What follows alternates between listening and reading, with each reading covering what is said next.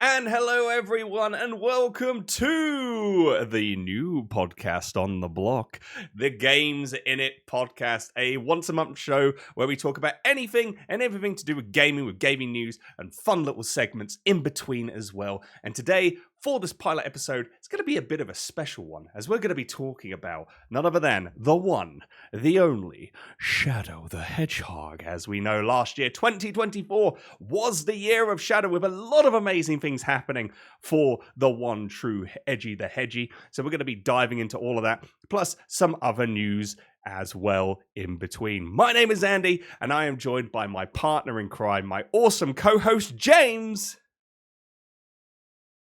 James. James. You see all me walk into my mystery, set inside. No. Hi. Hi. We're doing the podcast right now, aren't we? Yeah. And we are. And I've just sung to about God knows how many people. Yeah. Yep. A lot of people heard you. Okie dokie.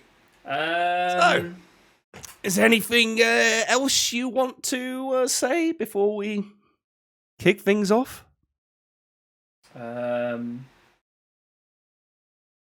Chaos Control? God! Ah! Oh, Jesus! Oh my eyes! Oh! Why does he even do that? He doesn't even have a bloody emerald!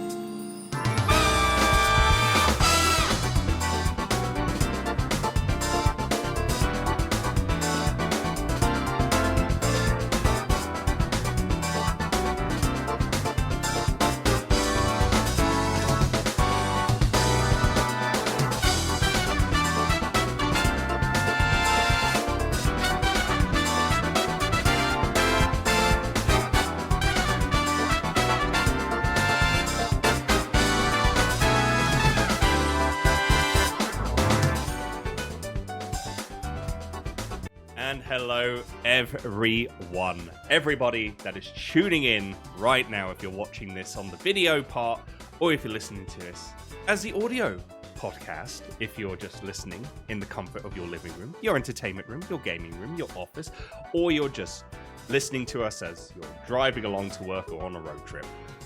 If you are, we're very sorry. You have one very long trip ahead of you, is all I'm going to say. And for that, we profusely apologize. Yeah. Welcome to the Games Innit Podcast. My name is Andy. And my name is James. And we want to thank you so much for coming by for the pilot episode of the show, where it is the year of Shadow, pretty much. We are going to be talking about everything to do with Shadow the Hedgehog, which, of course, is James's favorite character in my boy. Yeah, boy. See, like, are you happy that I'm rocking out a Shadow shirt?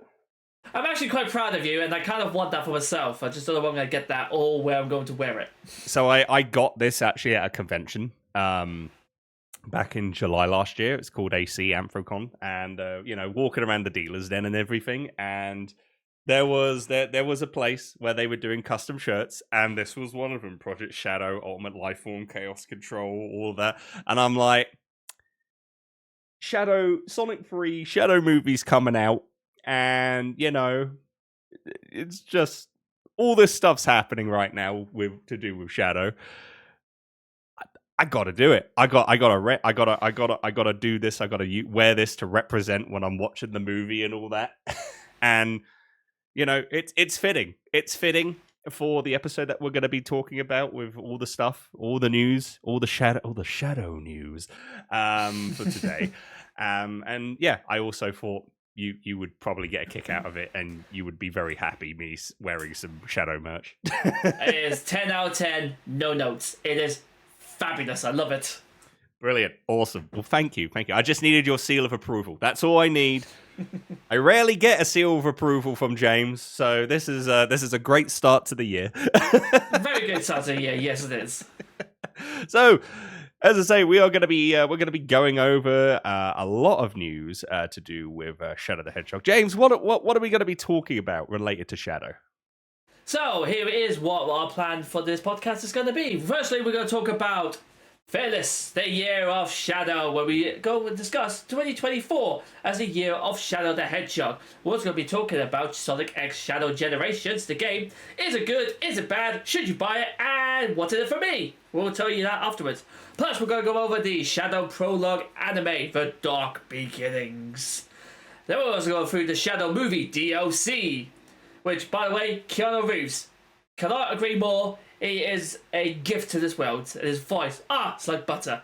Then we're also going to talk about Sonic 3 movie, because you can't talk about Shadow without the brand new Sonic the Hedgehog 3 movie. And then after that, we're going to go switching straight over to another beginning with S, and that is the new news of the Nintendo Switch 2 that's finally been released. Is it good? What are first impressions? And what are we hoping for? And lastly, because of this, we're also going to end up with this on this month segment. This will allow us to basically choose a random month and a random year and basically discuss about what happened at that particular time. Was there something we looked forward to? Is there something that could have been changed? Is there something that we think might have been good if we had the opportunity to go back in time and change things? You're going to find that out later on.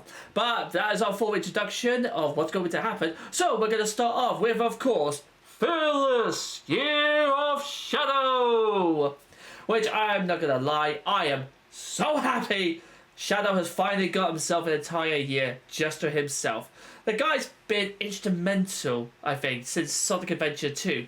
He has been all over the place with Sonic. People do call him as the edgy Dark Lord or whatever. But personally, he is probably my favourite character from the Sonic the Hedgehog series, followed very closely by Knuckles, possibly Super Sonic, then Metal Sonic, and then working down the list all the way down to, I will probably say, Big the Cat. Why he's existed, that's for another completely different subject. So wait, Big's not in your top 3? He's not even in my top 20. Not with his Poliwag Pal Bergie? Not in top 3? Nope, not even close. Oh. He's going to need his own fishing rod to get all the way down to where he is. Where is he? Now I'm curious. You don't want to know. The deepest pits of hell in your... The Mariana Trench is not deep enough. Oh, God. Anyway.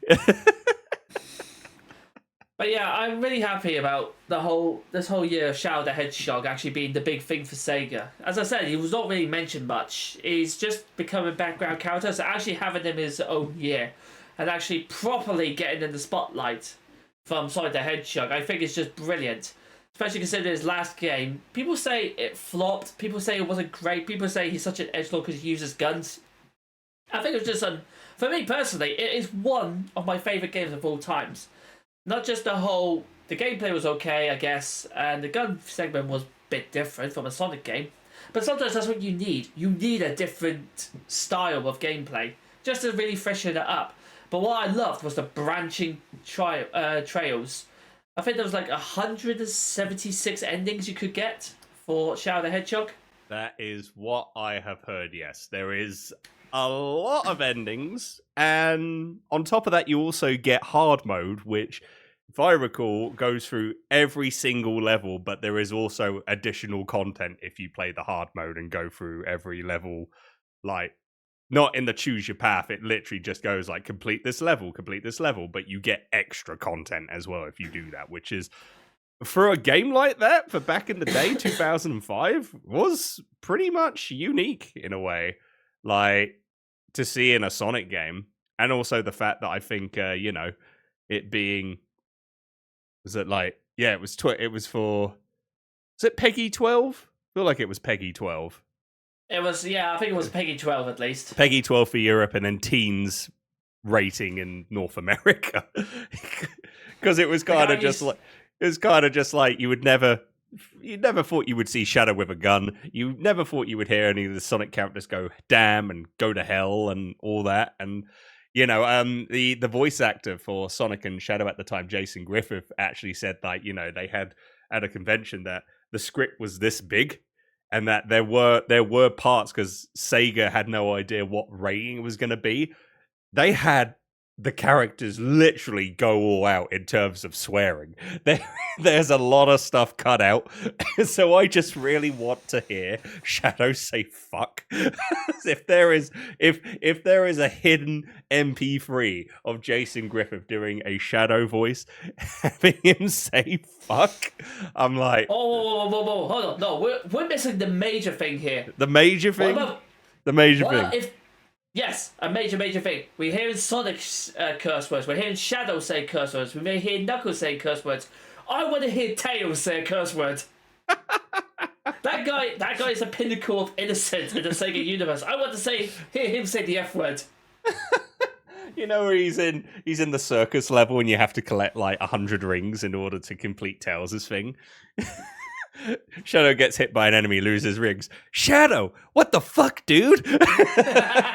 It's like, oh my god, could you imagine? Yeah, that's what I mean though. Hopefully there is an MP3 or an MP4 version of that script where Tails swears. Or if someone does have it, please link it to the internet. I want to see this so badly. That would be absolutely amazing, honestly, like that. So we've seen Shadow rise above the ranks and rise to the occasion in a lot of games. With the start of Sonic Adventure 2 with his debut, then Sonic Heroes with Team Dark, getting his own game. Like, I guess did you play Sonic Adventure 2 when it came out, or was it like a few years down the line, or like when did you first get introduced? Because you're the big Shadow fanboy nerd here. I'm the true blue fanboy nerd. Even though Shadow is in the top 3 for me, but Sonic all the way. You stick to your favorites. So my boy Shadow sticks with me, Sonic sticks with you. Yeah, exactly. And this is how we blossomed our friendship when we first met in college back in the wee years of 2007. God. Oh. Wow, that's bad. Oh God, I'm old. God, that hurts just saying that. Oh Christ. But literally, not as old as him, but still. Yeah, I mean that's true. He's been 50 years. But how me and James met in college, where we're just like, hi, I like video games. I like video games too. And then it's that, like Step Brothers. Did we just become best friends? Yup. Yep. And it was like, what's your favorite game? Sonic the Hedgehog. Oh my God, Sonic's my favorite too. Yo, who's your favorite? Sonic. What's mine? Shadow. And then it just went like lock-eye anime look, like, I see we're going to be rivals like for the foreseeable. Yeah, it's just and then it goes into anime time. It's just like 5 minutes pass, but actually in real life it's 5 seconds. Yeah, exactly. And then everyone around campus was looking at us going like, what the hell are these two doing? They've been standing each other, looking at each other for 5 minutes, doing weird poses. And then we've not gone to that stage. I just want to clarify, we've not done that. This is just theoretically. This is theoretically. And then theoretically, someone walked past us and go, is that a JoJo reference? Yes, it is. Yes, pretty much. And then it was like, yeah, since then, we've been best friends, but also fierce rivals. Fierce rivals. Yes. Hence in the description where it's like, we've been friends for years, but we have so much blackmail on each other that we can never end the friendship. We are stuck for life. We're like a married couple. Except we can't get out. And for God's sake, why don't you take the pins up when I tell you? I'm tired. Well, so am I. I've just done a long, hard day. You know what? No, I'm not doing this. I'm going to stay at my mother's. I can't deal with this. I'll see you at marriage therapy. First day at 5. Well, this is suddenly gone a bit hard, isn't it? Yeah. What we're talking about? We're talking about a hedgehog. We just gone into talking about couples therapy. Yeah. See, welcome to Games Innit. Welcome to Games Innit, the show where we will get to games eventually. When? That Who the hell? That should literally be our tagline. We will get to the games. ... Eventually. Eventually, yeah. If you stuck by this long, get ready for the rest of the loops and corkscrews and everything on this roller coaster trip. Make sure you have a bath bag. That's all I'm going to say. Bath bag? You know what? Vomit bag. You know what? I don't. Okay. I've been living in North America for 10 years now, all right? I've still some of the slang comes out, okay? Leave me alone. I'm saying nothing. I'm not judging.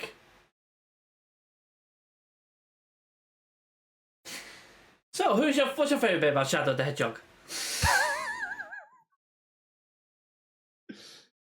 He's just edgy. He's just edgy, yo.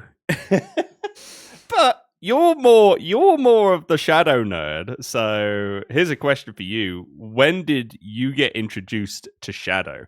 Because I know you were a big Knuckles fan when Sonic the Hedgehog 3 came out with Sonic and Knuckles as well. Did you first play Sonic Adventure 2 when it came out on the Dreamcast, or was it on the GameCube, or was this later down the line? Actually, no. I got introduced to Shadow through Sonic X, the anime. Okay. All right. I have to admit, Sonic X was, people. I don't know. I don't know if it's people might think it's a hit and miss. I thought it was good. I thought it was a great anime, honestly. Especially the Japanese one. The Japanese version anime is like, that goes wild. If you've seen the subtitles and stuff, it's like the English version, it's like, it's tame. It's for kids. The Japanese one, like some of the things, it's wild. Well, they got a lot more restrictions on their, what's it called? On their sensors and that lot, haven't they? So, yeah, pretty much. Yeah. But yeah, I was introduced to Shadow during Sonic X. It was, I believe, just after they escaped from Prison Island. It was actually the first time him and Sonic met. I'm a big Sonic fan, pretty much since I've started gaming, which was about 1994, I would probably say. So just around, 94, 95, or somewhere around that time.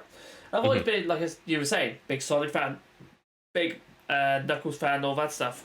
Yeah. But what really set me aside from Shadow was just how, at that time, being the person who didn't say much, the person who didn't care what happened, didn't live by the rules and all of that. That was sort of the cool thing. That was the in thing at that stage.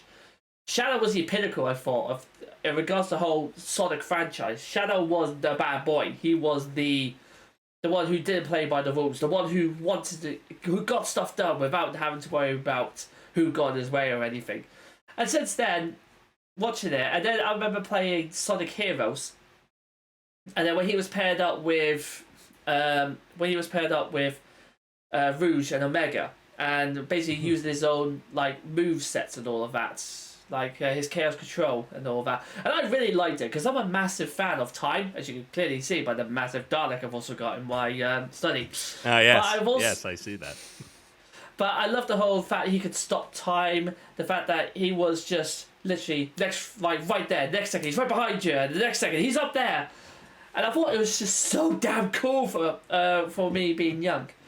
And then I think what finally sealed the deal was it was always a case of between him and Shadow, him and Knuckles all the way through. And then what finally sealed the deal was playing Shadow the Hedgehog. And it wasn't just the guns; it was his backstory that really got with me. And I just loved the whole process of the anti-hero, the way that he presents himself, as in he's not doing it because he's a bad guy with no redemption. There's a lot of redemption inside it. He's just had some really shit luck in the Sonic universe, and for that sort of thing, I just kind of liked it a lot.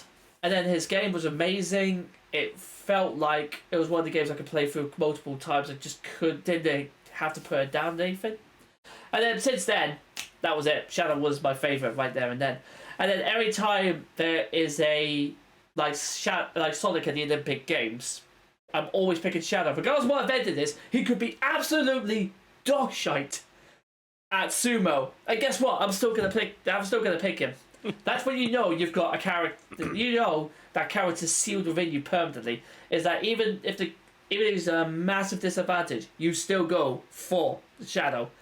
And that's what I just love it. And plus, I love red. I love black colors as well. Yeah, they may be edgy and all of that. It's still awesome. I love the look of him as well. It's definitely what you would think as a anti-Sonic, I guess. I'm so glad I actually went with that one rather than the Memphis look. There was another look that he had where he was grey, dark blue with a little cut in his eye, sort of thing. There was, actually, which you can, if you got the day one edition of Sonic X Shadow Generations, you could have that skin of the original concept of Shadow. Me. Which I got as well. You had to. Yeah, I had to get it. I mean, for me, it's cool. I mean, for those of you watching on the video, if you don't know what the original concept of Shadow is, there it is, right there in the middle of the screen. Enjoy. But yeah, seeing Shadow for me was during, Sonic Adventure 2, Dreamcast. Some friends, like two brothers that I was really good friends with. I would go to their place. We'd play Sonic Adventure 2, and that was my first introduction of seeing Shadow. And I was like, "Who's this? Like, what?" It's like a badass Sonic, or as what Sonic says, like, "You fake hedgehog," or something like, So it's kind of like, Sonic was still my boy, but it was kind of like, this is interesting to see like a new kids on the block, a new hedgehog on the block. New album coming soon. New hedgehogs on the block. Is that gonna be like Sonic on? Is that gonna be like Sonic on vocals, Shadow on the guitar, and Silver on the drums? Yes. Yeah. That's pretty much it. That's pretty much it. That is exactly what I'm thinking. Sega, make it happen. Make it happen, Sega. Do it, please. And then Amy on bass. Oh yeah, baby, Amy. Can't forget Amy. Yeah, can't forget Amy on that. But I was like, me being 10 years old and seeing this new character, I was like, whoa, this is wild. And then, like they portrayed him and debuted him like really well. Like, it was so cool to see how he portrayed himself at the start of the game until like the end of the game, and like sacrificed himself, just to keep Maria's wish alive, which meant it had to be, at that time, we see Shadow, he's the debut character, and then he died. And it's like, oh, I was like, that was sad. But then it's like, shocking. He returns in Sonic Heroes, and it's like, whoa, wait a minute. We thought you died. And it's like, no, he's back. But then it's a case of like, but is he the real Shadow? Because at the end, like, spoilers, if you haven't played the Sonic games, you're going to hear spoilers at the end. All of this. Spoiler alert! Just gonna put something up there that says spoilers. Yep, we'll make sure to do that. At the end of Team Dark's story, when you find out that there's multiple Shadows, and it's like, is he real? Is he an android? And then it ties into, Shadow the Hedgehog, because then I think that ties into like, now what does he's trying to remember like his past, because has amnesia, doesn't know what's going on. That's when Shadow the Hedgehog comes in. You get to decide like how he knows his story. Like, what story will you give him? Like, what memories will you give him? What path will you take for him? And like, for that, like, I don't know. It's kind of like, it's a cult classic nowadays. But I think back then it was kind of like mixed reaction for the game. But I kind of enjoyed it. It was nice to actually see, even though I was a big Sonic fan, someone other than Sonic is getting their own standalone game, which was, awesome to see. Because, we've seen it with like Tails, with Tails Adventure, and Tails Sky Patrol, Knuckles with Knuckles Chaotix. But, it's like over the years, that was pretty much it. And they were on like, very minuscule, like, well, not minuscule, but it's like consoles that, not the mainstream Sega Genesis Mega Drive. Like Tails Sky Patrol and Tails Adventure was on the Game Gear. And, not some people had it. Not a lot of people did. I know I didn't have a Game Gear growing up, so I didn't even know about those games. And then same with Knuckles Chaotix. Only came out on the Sega 32X. Not a lot of people were able to get a 32X. So they weren't able to like play the game. That I actually see like a Sonic character have their own game on consoles, on platforms that many people have. So it's like another character other than Sonic is now having their own full game, and everyone can jump into it. It was good, and I felt like, it's a nice change. It's a breath of fresh air, and I think like they pulled it off very well with the story, the gameplay, and what you can do with that, and like you say, the many endings as well. As the years have gone by, it's kind of fallen a bit flat for Shadow in terms of being in games, being in shows in somewhat capacity. But then it comes back to him being classed as an edgelord, as the darker version, as the goth for the emo kids that you find at schools. Mm-hmm. He was starting to get dragged into that, really, into all of that because of his dark and edgy wise. Because again, at the time, that was the way forward for some characters. But it also shows you just how big Shadow's impact has made. The fact that, again, with Knuckles with the Chaotix and Tails' Adventures, they were on like Game Gear stuff. Nothing major. You say yourself, not many people had it. This got released, Shadow the Hedgehog got released on so many platforms that they knew everybody had. Could have just made it for one, could have made it for the Game Boy Advance, could have made it for just like Nintendo DS. They threw it to everything they could, all the major consoles. Yep. Just because of the amount of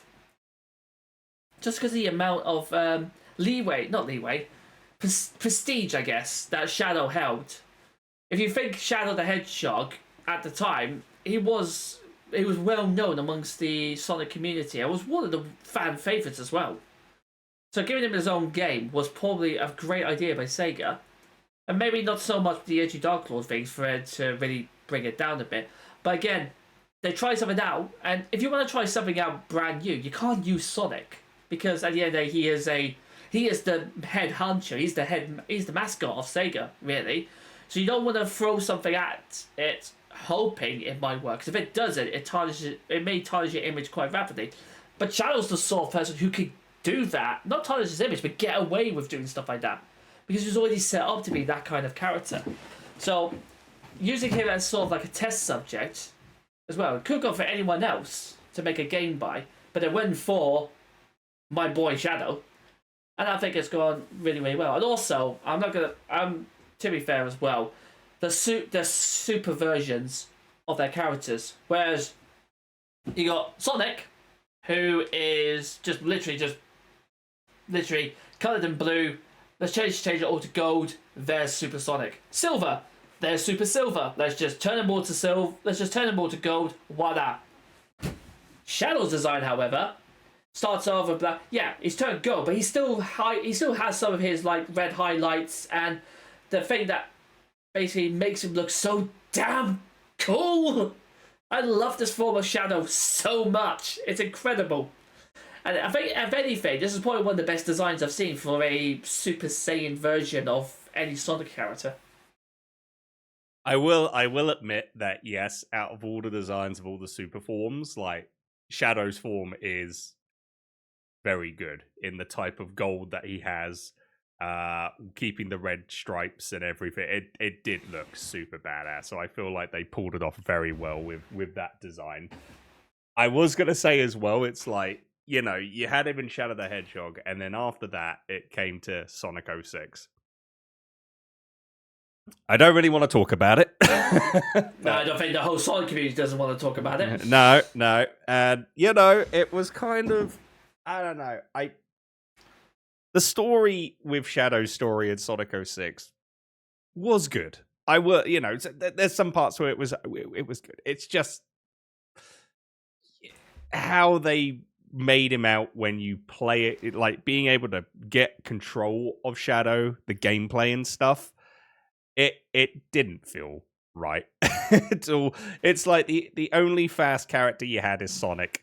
Shadow is a second. He's fat, he's pretty quick, but he's, it's that's the thing. When you play as Shadow, you want speed. You want to go fast like Sonic, but it kind of felt like, they just knocked him down a bunch, to reduce his speed. And then there's Silver. Silver's just slow as hell. But essentially what they've done is basically they've took Sonic, put his speed down to like low, and then just coloured him red and coloured him black, and there you are, there's Shadow. Mm-hmm. That's it. That's it. It's just a reskin. Just a reskin Sonic. That is exactly it. It's just a reskin of Sonic. There was is no definable trait, whereas you could have had his power of chaos control, his chaos spear, his basically his tactics of just zapping out next one, bang, instead of just homing attacks all the time. Yeah. And I think that would have been bloody brilliant had they made his attacks, instead of the homing attacks, should have made it to basically be as it is in the game and the anime and everything else. Whereas if he hits one player, and if you've put the controller to the right direction, and he's going that direction, he just literally goes, disappears, re-emerges next to him, smash. You click the button, next one, off he goes, disappears, and then hits the next one. And that could be his version of the jump, of the homing attack. And I think that would look incredible. Plus, that would set him aside from Sonic. Yeah. Whereas during the gameplay for Sonic 06, like you said, you couldn't turn them apart. Yeah, I feel like I'm trying to remember if they did or not, if they did use like a Chaos Spear attack in Sonic 06, but it was just so poorly done. It's like you... Yeah, to be fair, don't even use it. In my defense, I've not actually played that game in years, so if I am wrong, then please let me know in the comments. I will say, if you want to play Sonic 06, you should definitely play Sonic Project 06 or Sonic P06, which is the fan-made project of, the game where it's actually playable. And there's new things, new content. Shadow, especially, I think, has some new moves, which is, it was a case of, if this was the game that came out in 2006 for Sonic 06, it would have been a great game. Minus the story of Sonic's story with Elise, because as we know, a human princess kissing a dead hedgehog is absolutely disgusting. And who the hell decided to agree in Sega that this was a great idea? I have no clue. I hope. Whereas they could have gone for... to be fair, though, the way they did Shadow with Maria, that was perfect. Yeah. That was the way they should have gone with Sonic and Elise. It should have been that Elise is the Maria for Sonic. It's like that would have been it. There's no love interest sort of thing. If there's love, it's because it feels more like a brother and a sister sort of love between Maria and Shadow. Yeah. If they did that, would have been fine. And if Sonic Project 06 was what Sonic 06 was back in 2006, game would have been great. I think there might have been still people that might not like that. I would have personally said Sonic 06 is a good game. Unfortunately, that's not the case. But anyway, I do love the fact, though, one of the best Shadow the Hedgehog news that I did love was the fact they brought in Shadow the Hedgehog's motorcycle, and that went on a tour as well. Yes, yeah, that was for Sonic X Shadow Generations, right? Yeah, yeah. And I don't know how to ride a. Well, I don't know how to ride a bike. I don't know how to ride a motorcycle. But I'll tell you what, if they had turned around to me and said, you've got X amount of months to learn to ride a motorcycle, if you pass, you get to ride this. Then you know what? I would happily have done it. I would happily learn how to ride a motorcycle just so I could ride that. And then you just get a customized helmet with, the shadow, Oh my god, yes, the rear fins, the shadow, and the Sonic ones you get in, Mario Kart 8. Yeah. You just have the custom quills and everything like that. Oh my god, that's why I get the feeling though someone's already made that. It probably has. Probably has. Someone probably has already made that. And to that person, we salute you. Absolutely good sir, madam. Madam or non-binary individual. Yes. So yeah. We're getting into this. We're going through Shadow's story, progression in the games and everything prior to, how it is coming to 2004. Because I feel like after 06, we never really saw Shadow. We saw him in the games, like Sonic Riders, Free Riders. He was in the Mario and Sonic Olympic Games. He became just like a side character in a way. He became a background character rather than the full-blown. Yeah. Sorry, after you, James. He became sort of background character. You notice that in the next couple of games, like the Sonic trilogy, the movie ones, or the Sonic. Oh Jesus Christ, I can't remember the names now. There was the one with Sonic Unleashed. You don't really see him in that one. Mm-hmm, there was a Sonic the Secret of the Seven Rings. Sonic and the Secret Rings, yep. Secret Rings, yeah, and he wasn't really involved in that one either. There was one he was involved with, which was the Sonic when he was back in medieval England with the sword. Sonic and the Black Knight, yep. Sonic and the Black Knight, that's the one, yeah. But again, he was back to being a boss and a side character. And then they brought him back for Sonic Forces, but he was on the bad guys team. But then the beginning part, the actual DLC for it, you saw that. You saw him how he managed to put down the actual bad guy, which has always been his Achilles heel, was always pissing off the wrong people. Yeah. But then maybe I've not played it for a while for Sonic Forces. But I couldn't understand why Shadow would then all of a sudden just sort of flip turn. So the story on that is in the trailer, which I thought was great. I thought, the game is. I think the game is okay. It's not the greatest. It's what I like to call on a few other people as DeviantArt the game, because it's like you go to DeviantArt and it's the Sonic. No, we don't. Well, no. We do not talk on this channel about Sonic and DeviantArt. And for those of you watching as well, you see these two, Sonic the Hedgehog and DeviantArt, you do not mix them together. Whatever you do, and I'm going to put it on big sign. I'm going to put it on big signs right now. It just says, don't look it up. Trust me on that. I think the one warning I would say is just don't look at Sonic art in a website called E621. That's all I'm going to say. Don't go on that website, James, because you will need bleach. I've just made you curious to check it out. Yes, you have, and luckily I've got the memory span for Goldfish, so I'm going to completely forget about that website. Do you want to do a live review, like reaction of E621? Do I? No. Must I? Also no. Also no. God damn it. There's going to be some great content. And to anyone that's listening that knows about E621, yeah, if you know, you know. And to those of you that don't know, just Godspeed and turn safe search off.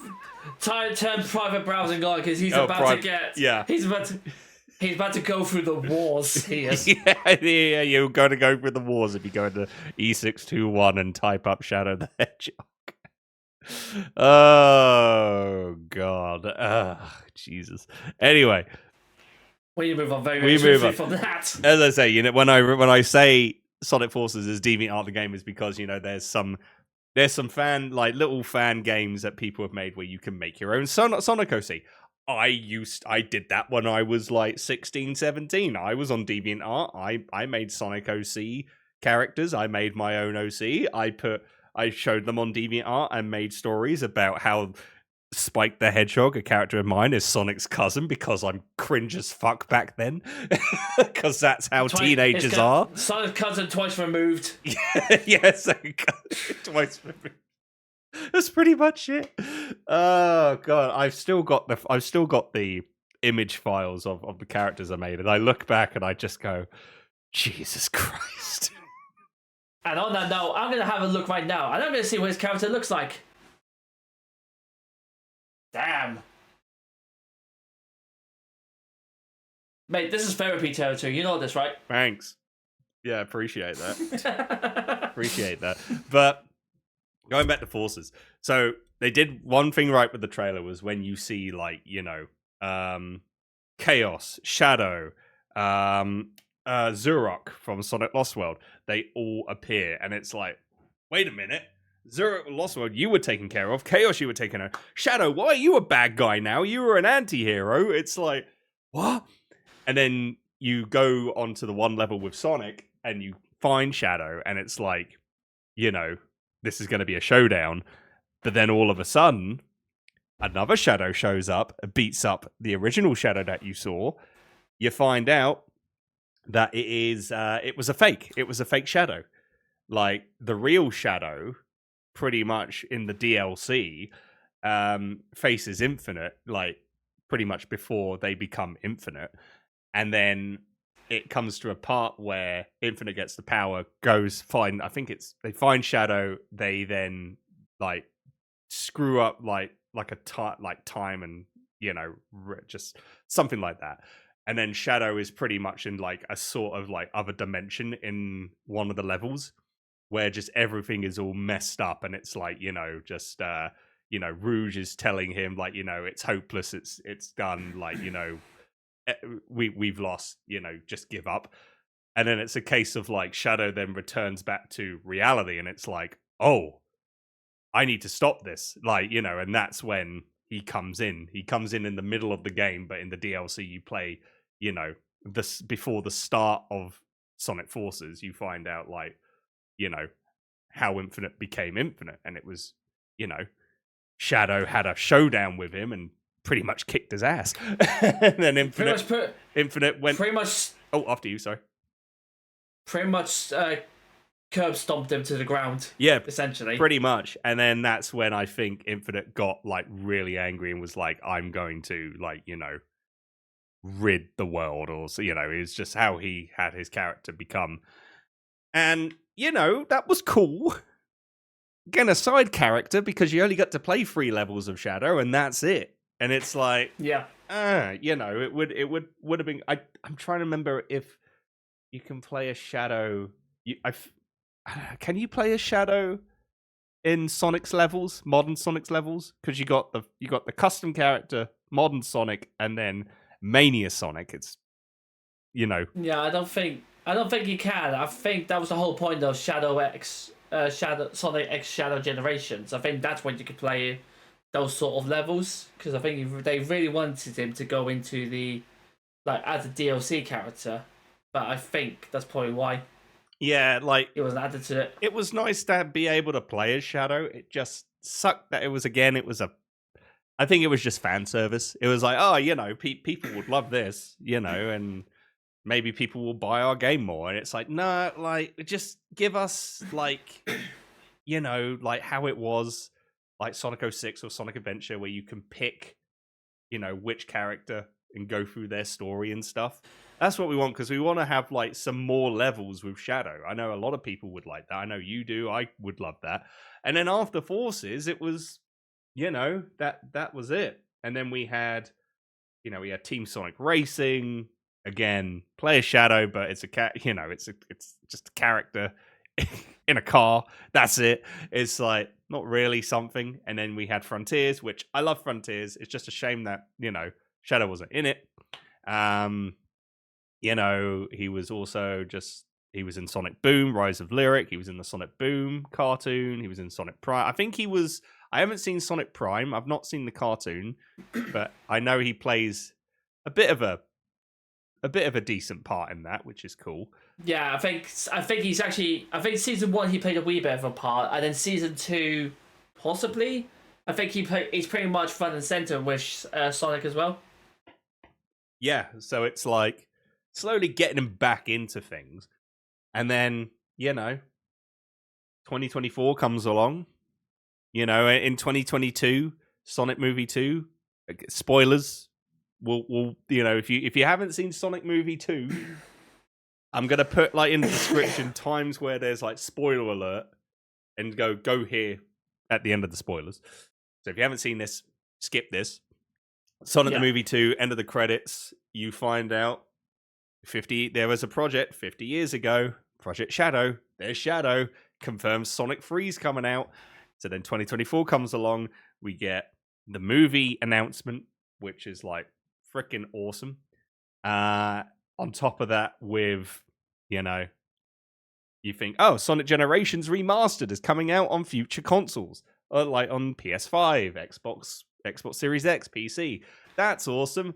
And then all of a sudden, boom, Shadow appears in like that cutscene of the trailer with both Sonic and Classic Sonic just jumping up and doing like, after doing a spin and just being all happy and stuff. And then all of a sudden, just Shadow just comes in and ruins it. And it's like, you see Classic Sonic's face going like, who the hell is that?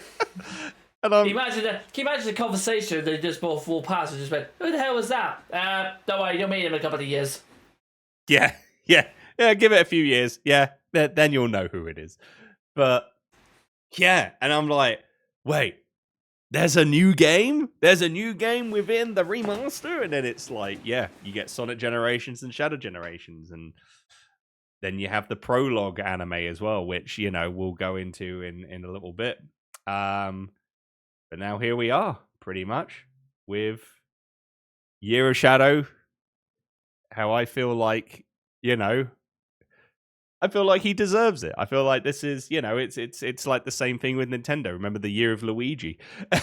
But I feel like with the Year of Shadow and the Year of Luigi, Sega and Sonic team have put in a lot more effort of, showcasing Shadow, having his own stuff versus Nintendo doing that with Luigi.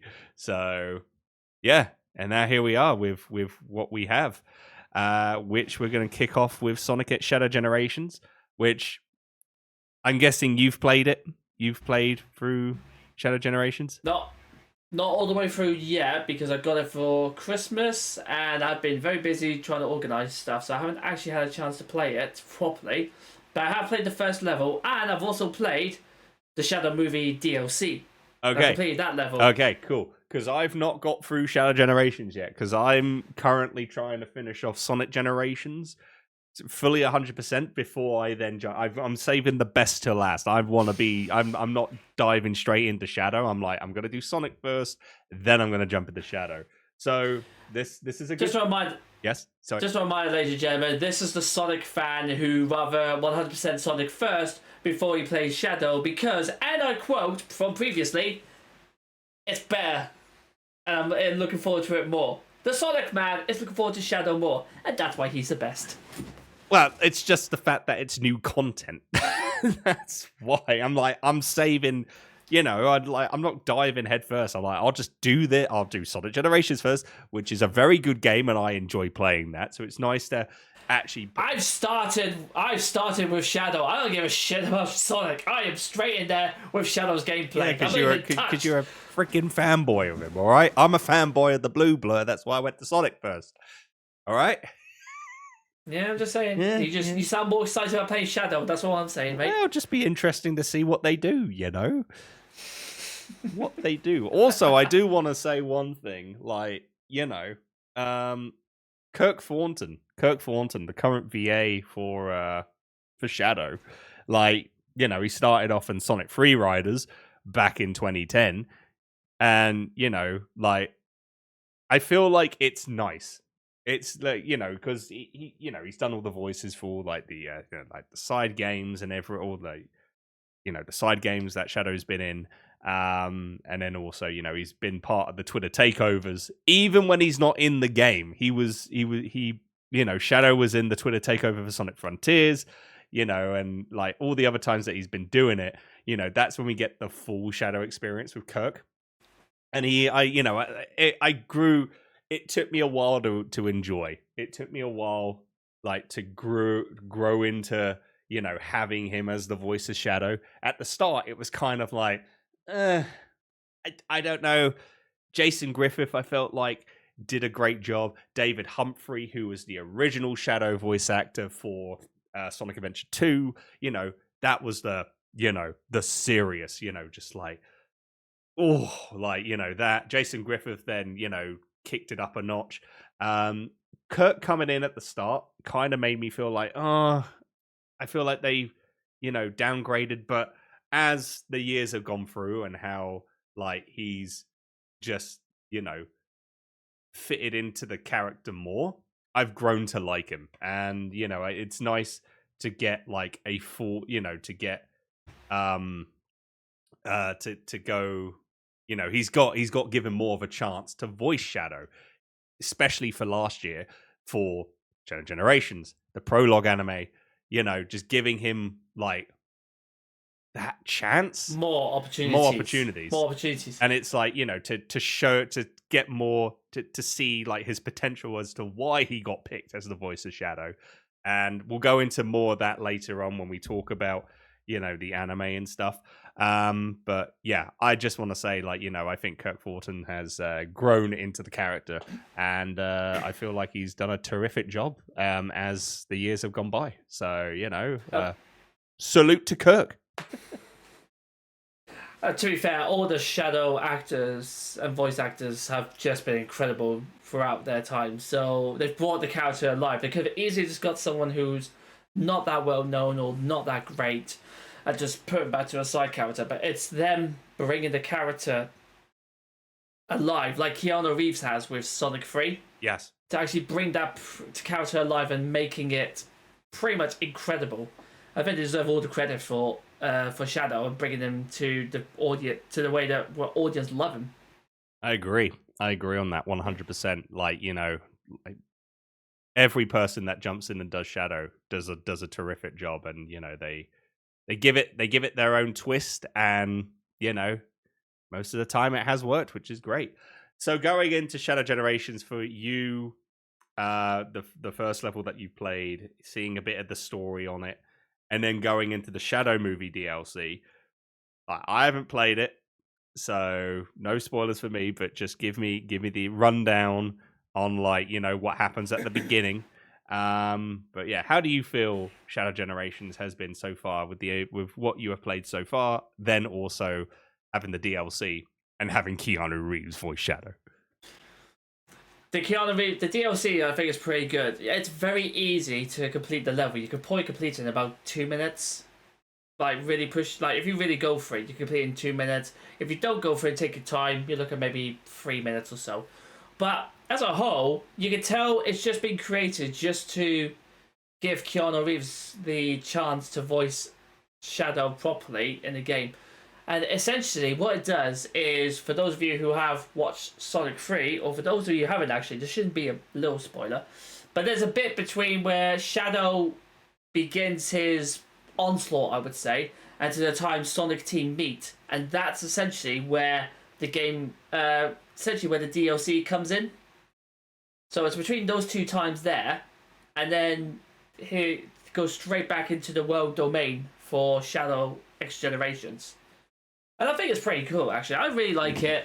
The graphics as well, the design of it is pretty much pinpoint exactly how you would see it in Sonic 3 movie. And I just think they've really done a really good job of it.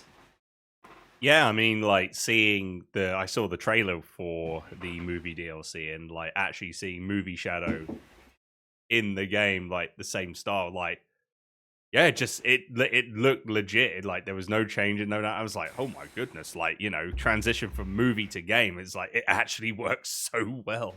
And, you know, having a big star like Keanu Reeves, like, you know, not only voiced in the movie, but then also a little bit in the game, it's like, that is, like, what a dream. What an absolute dream, I have to say, you know, in terms of that. I'm honestly looking forward to diving into that, because I think also if you get the DLC, you can also then fully play as movie Shadow throughout the rest of Shadow Generations, I think. I don't know. I think it's just that one game. Oh, is it just that one level? Oh, is it just the DLC? Yeah. And that's okay. It's just DLC. So you just go into that. So basically, in the hub world, you just see like a giant ring. Mm-hmm. You know, what you see in the Sonic films. Yeah. And you jump into there, you then go into the DLC itself, and then as you finish the level, he jumps back through that ring. Oh, okay. For story reasons. And then as he comes out, he returns back to his normal shadow design from the game. Okay. So I think it's literally just for that one level. But it wouldn't surprise me in the future if they just said, as part of another DLC, you can actually download his skin and put it into Shadow X Generations. That would be cool. I would actually like that if they. I mean, they've made it. They might as well, right? It's like, it'll be pretty good, yeah. It'll be sick to see. You know, just going through Radical Highway as movie Shadow. That'd be amazing. So, but yeah, as a whole, so far in the main game, like, how do you feel like the amount that you've played so far and seeing like a little bit of the story? How do you feel it's gameplay wise, control wise, story wise so far? How do you feel like it's going? So for me personally, the gameplay I'm not enjoying at the moment. But this was when but don't forget, I was really playing the games more when it was the 2D classics rather than the 3D modern Sonic Colors sort of style where you are bolting it in one direction. So I'm still getting used to the whole like jumping at the right time, otherwise the speed just grinds to a halt, or if you don't jump at the right place, it just basically hits the wall, and then you lose all that speed and momentum. So I think that's kind of one thing that's put me off about the game so far. But again, I've not played it enough like that in order to really make a good start there. But from what I've seen of it so far, I think it would be a good game. I've just got to get used to it first. But then once I get used to it, get squared away, and I've actually got some skill behind me, then I think I'll probably enjoy it more. Yeah, no, that's fair. That's fair. As I say, for me, I'm looking forward to it as well to give it a go. And to those of you that are listening in, either on YouTube or any of the audio podcast, sites that we put this out, leave a comment. If you've played Sonic at Shadow Generations and you've completed Shadow Generations and also tried out the Shadow Movie DLC, let us know what you think of it. Do you enjoy it? Do you think it might have needed a bit more tweaking? Do you feel like it could have done better? Just give us, let us know. Let us know what you say. Where maybe we might, on the next episode, we might reply to some comments. Who knows? Who knows? We're still figuring things out on this show on what the hell we're doing. So we may reply to your comments. Sorry, James. Welcome to the pilot episode where we're just making it up as we go along. Hey. That's pretty much the case. It's like, whose line is it anyway? Except less Colin Mockery and Ryan. Yeah. Jesus Christ, I forgot what their names are. That's annoying. Colin and Ryan. There you go. Colin and Ryan, there we go. Yeah, Colin and Ryan. Yeah, pretty much. Someone's going to tell us what the surname is and call us an idiot, but who knows? Yeah. Who knows and who cares? So that goes for that. So, before playing, and I think this is great as well, jumping into watching Sonic at Shadow Generations Dark Beginnings, the prologue, pretty much, anime that they made. It was a 3-part series, but now they've actually added, like, the full animation into, like, one video as well. It's good, good to watch that. If you haven't played Shadow Generations yet, good to watch the anime before you jump into the game. Like, me personally, this is why I was thinking, like, Kirk Thornton, who is the current voice actor for Shadow, they've given him a big opportunity to, really go out and, be Shadow in Shadow's own animation. And yes, it's only 14-15 minutes long. If you haven't seen it, like, spoiler, we'll make a thing and then you can go straight into the Sonic 3 movie like review that we'll talk about. Or if you don't want to hear that, if you haven't seen it yet, then click on when we finish talking about Sonic 3. But yeah, the Dark Beginnings, I felt like Thornton did a tremendous job being Shadow on that, and really gave like a lot of there was like some emotion, some I felt like he did such a good job going through Shadow's story with some of his past, and with the animation of Shadow trying to figure out what's going on, why is he getting these memories coming back, and it's probably a warning of the Black Arms, Black Doom might be returning, which you think, hang on, we thought we destroyed the Black Arms in Shadow the Hedgehog when you used the Eclipse Cannon to destroy the freaking mothership thing. Black Comet. The Black Comet. So you're just like, wait, they're coming back, huh? And it's like, Shadow needs to get up to the space colony Ark. Nice little bits as well that they added in terms of Sonic Adventure 2, when Shadow goes to Eggman's base at the pyramid. That's Sonic Adventure 2. The moon was, destroyed. Cut in half. Yeah, as what Eggman did. He pissed on the moon. With the Snap Cube, version of Sonic Adventure 2. That's some powerful piss. I'm pissing on the moon. How do you like that, Obama? You idiot. So good. So good. Can't always talk about that. Yeah, and then, going to Eggman's base, tried to, get like a spacecraft. Then Rouge and Omega show up. And I just love Omega going like, I call dibs. I call dibs.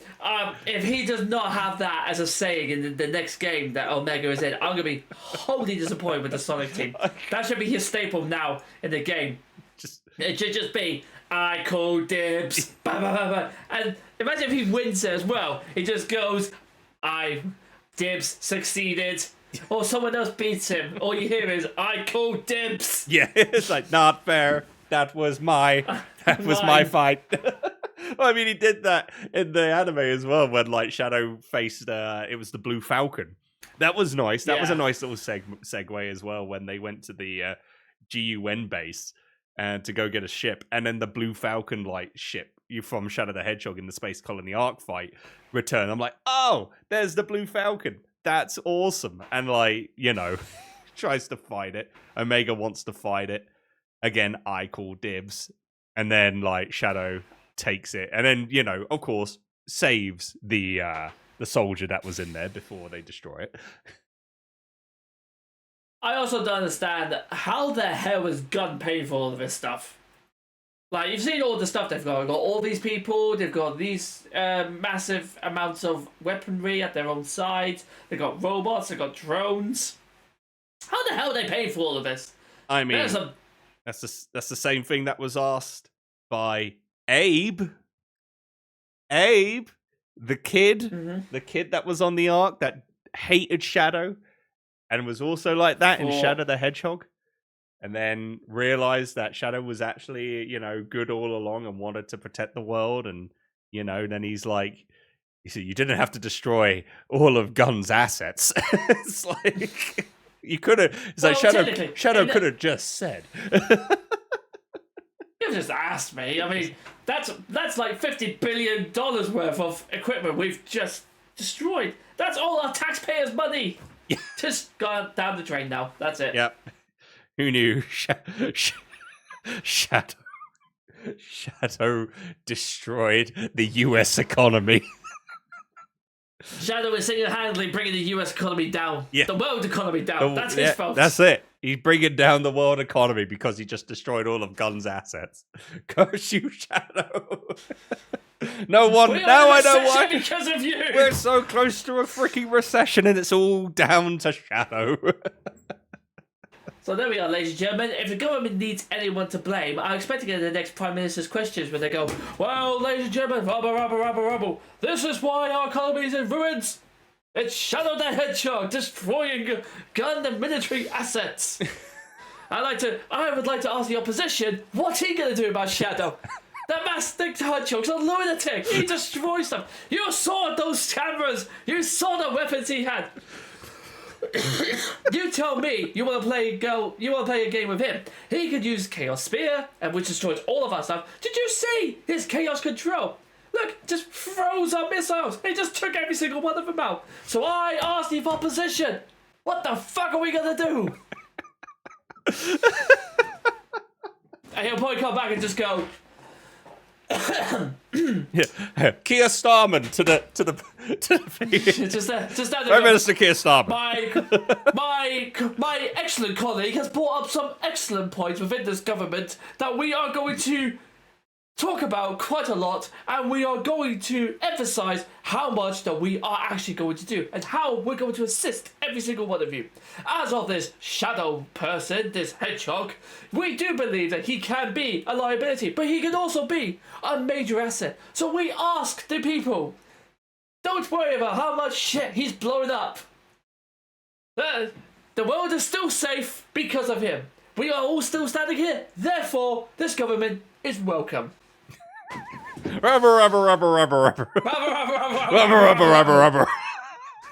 That's what happens in the Houses of Parliament, pretty much. If you want to know what British politics is like, it's just middle-aged people just going rubber, and then occasionally some people just randomly stand up and sit down. I don't know why the hell they done. I know we're going off the rails here to politics, but I just want to say, what the hell is that for? Why is it when people just go like opposition of the Conservative Party or the Liberal Democrats coming up to talk or something, and then a few people just stand up and then sit down? What are they doing? They just want to get up and be like, my turn. I want to ask the Prime Minister a question. My turn. I don't I get think it. that's the whole point, actually. They stand up, try to get a question, they're going to mention someone else, and be like, I'll sit back down again. Okay. That must be so embarrassing. Maybe next Must time. be so Maybe next embarrassing time. just actually going like, oh. Just be like, maybe not. Oh, okay. Anyway, moving on from... I don't know why did we get to that? No, we're explaining why. How is Gunn going to explain the amount of billions of dollars it's spent on drones and weapons, only for this spiky hedgehog here to wipe them all out in an instant? Yep. That's the question. That is the question. We raise serious, important questions here on the Games Innit podcasts. It's very true. It's very true. And if you have something that's very concerning and you want to get off your chest regarding about Shadow and him destroying millions of dollars worth of assets to protect the world, let us know in the comments. I'll say this. I may explain why Shadow played the ultimate sacrifice job. Not because he wanted to save the world or be thankful for Maria. He just knows the second he sets foot back on Earth, his ass is going to court. He's getting sued for all the amount of damages he's caused. He just felt like, you know what? You can't sue a dead hedgehog. Whee! God, I never thought about that. It all makes sense now. Why? Of course! It's so simple! How did we not know this? Shadow steps foot back on Earth. Immediately gets taken to the Supreme Court of Justice. He just goes, oh, no. He won't do that. It's the IRS he gets. Oh, the IRS. Yeah. Thanks for saving the world. By the way, you owe us. You owe us. What's this? How long have you been here? 50 years? Okay, so you've been frozen for 50 years, so your assets must be around this area here, so we'll need to have that. So you have 50 years of experience. And what else have you been doing in that time? I've been trapped in a freezer. There's a bit of tax for that as well. I mean, there's the electricity bills, there's the ice cold cooling system, there's all of this stuff. Liquid nitrogen's a bitch as I have as well. Let's have a look at this. Final cost. Oh, you owe us a lot of money. Here's your offer. Smash! Shadow, you can't chaos spear. You can't chaos spear our boards. You can't chaos spear the tax form.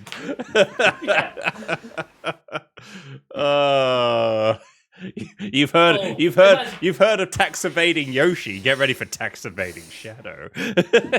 Just imagine he's just sat there going, okay, and how much tax did you pay last year? And he's gone. And he's gone.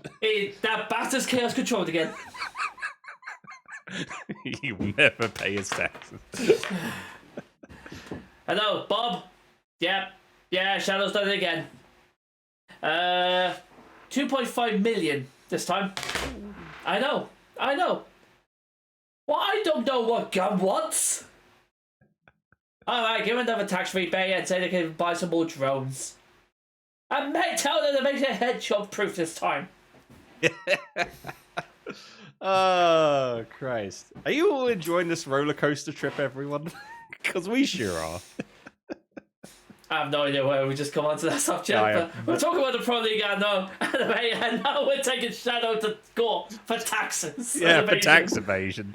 Fantastic. Great stuff. Anyway. Yes. I did like the fact that there was just like little bits from some of the games. Sonic Adventure 2, Shadow the Hedgehog, Sonic Generations. It was like Rouge is gonna help Shadow go to space, but in return has to go to Sonic's birthday party. It's like Sonic Generate. There we go.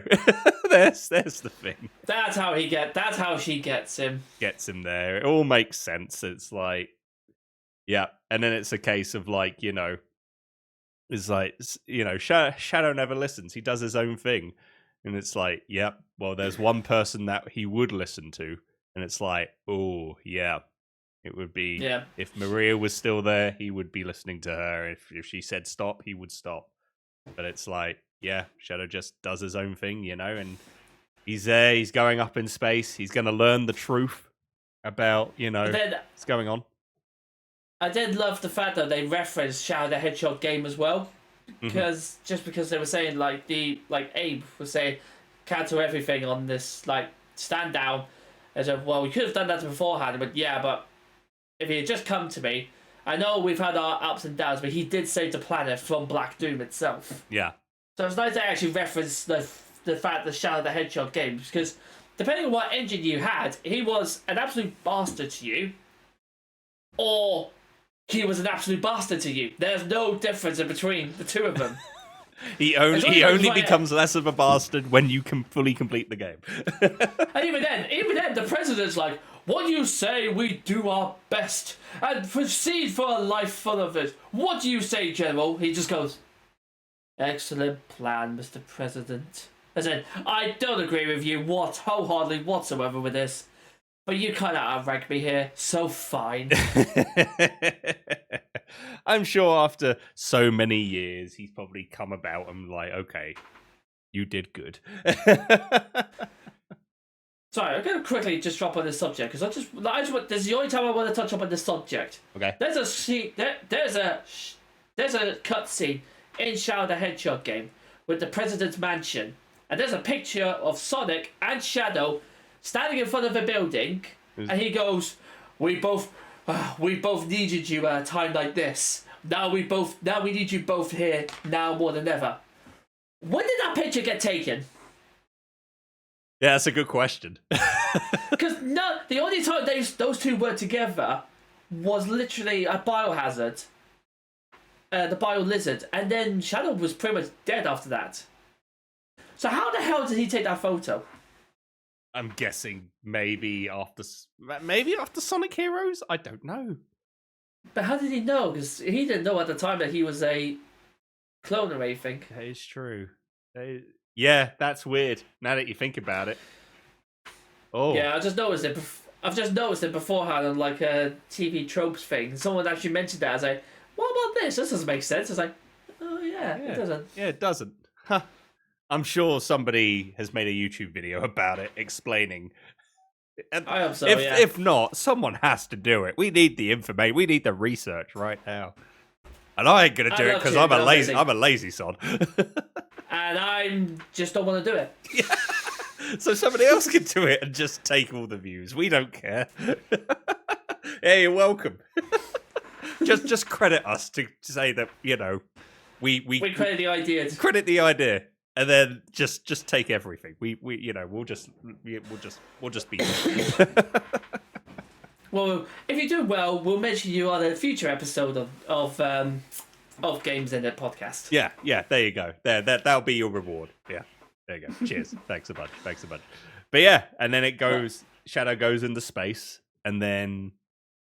Did you see the full animation or the free parter? No, I saw the full animation. So you saw the bonus ending. Yeah. And there it was. Because if you saw the free part, boom. Yep. Black Doom returns. Is back. And it's like, how is he back? Who knows? You gotta play the game. So that's why I'm just like, I am so looking forward to finishing off Sonic Generations and getting straight into Shadow to figure out what's going on. Yeah, I'm looking forward to that as well. Hopefully, I get some time this week to play it so I can actually figure it out and complete the game too. Hey, epic. Great stuff on that.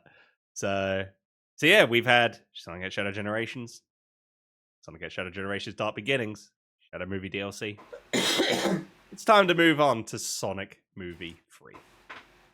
Yes, it is, and I actually went and saw it a few hours ago. Before this podcast actually started, physically, I went and saw the film because I have not seen it when it first came out because I was away on jobs and roads and then Christmas, so never actually got a chance to see. Yeah, so I never actually got a chance to do it. However, I finally did it because I know had I not gone and see it, you would have ripped the shit out of me for it. Abso-frickin-lutely I would, because it's like, you're the big Shadow fan and I saw it for you. As we say physically with James seeing it, it is January 18th, 2025. So that's when James went to see it, and this is probably going to come out maybe at the beginning of February. So, yeah, there you go. Just to let you know when this got recorded. And this is also the part of the podcast where we are going to say, click on the description and click the skip part to the end of the review, because if you do not want to be spoiled, then just click there. You'll get to the end. You won't hear a dang thing. You'll just hear us go straight to the Switch 2 review. And that's pretty much it. So, They're gone? Okay, cool.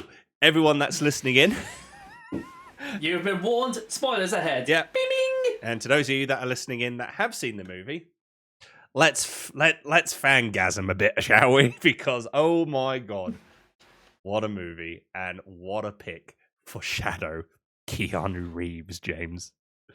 It was brilliant for it. I generally cannot. There are a lot of actors I think who could have played Shadow. He was never going to be on my list to play him straight away to begin with, but I am so happy he did now. He played a role so damn good. And I think the whole film as well was just really, really good in the end. It took a wee bit out of Sonic Adventure 2, but it didn't it didn't copy it piece by piece by piece by piece by piece. It actually got a little bit, took a little bit from Sonic Adventure, the main part of it, and then stuck their own film version. Where you see, sometimes with video game movies, they'll take a big chunk of it and then add just a wee little tiny bit, which is what I was worried about when I first saw it, because I thought they were just going to do the whole Sonic Adventure 2 part all the way through, as in no change, nothing like that. Mm-hmm. But it was nice to have its own little twist on things as well. Actually, Gerald Robotnik actually still being alive. Yes. And working with Dr. Robotnik. Saggy flesh. Saggy flesh. It's not the best. The best part of that between Jim Carrey was the fact that he was just like, but it's just so uncanny. As if the same actor was being played by a single actor. Yeah, it's like breaking the fourth wall. I saw. I was like, oh, peak Jim Carrey. Peak Jim Carrey. At this stage, that film knows it's taking the piss. Oh yeah, but it's fucking. I don't. Because Jim Carrey does say that he loves playing Robotnik. Mm-hmm. Because I think what he likes is he's had so many roles where he's just been, what's the word? Just playing funny characters and bringing his own little twist to them. Yeah. And I think no man could say, I'm going to retire now, I'm done. By the way, do you want to come back for it again? Yes, 100% I'm in. Yeah, and for that as well, he came out of retirement just to play Robotnik again. And it's for when he first popped on, when he's with the belly and just being, watching the Spanish soap opera. One. It's oh, I'm like, my evil twin brother. Oh my God! It's the flat part is this. I actually want to watch a Spanish soap opera now because the amount it gets taken the piss out of in the Sonic movie and just everything else. I want to see if they're actually accurate. Oh, I think it is. I think they go very dramatic. It's not like EastEnders or Coronation Street. It's got a bit of flair to it. It's like El Coronation Street going to Betty for an El Hot Pot.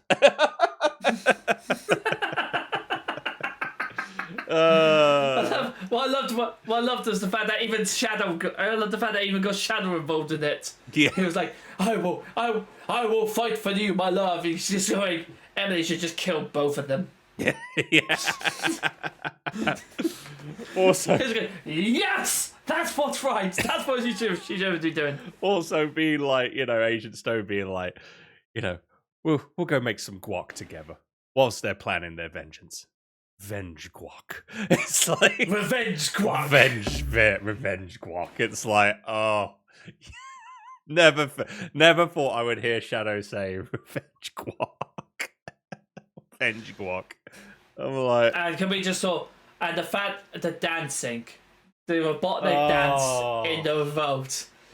It's I've seen so many memes about it, so I was already spoiled from that dance, but my God, it was worth it still to see it in full. Oh, just hearing the Chemical Brothers as well, the song, it was this is great. It was you'd think with the first Sonic movie, it was gonna be the Jim Carrey movie because Jim Carrey was gonna carry it. And he did a little bit, but, when they did the remake of Sonic and it was okay, this is good. I think Sonic 3 is the Jim Carrey tribute movie. I feel like yes, Keanu Reeves is a big part of it as well, but this was a Jim Carrey send off for Robotnik. I felt like they pulled all the punches. I don't think Robotnik's coming back for the fourth one. I mean, otherwise they're gonna have to write something spectacular for him to survive, basically getting blown up in outer space. I know, saving the world. I know, and even Jim Carrey said, hey, if they called me to be in the fourth movie, I won't say no. So it's like, he said it probably won't happen, but if it does, I will be there. It's like, that's awesome, but it's like,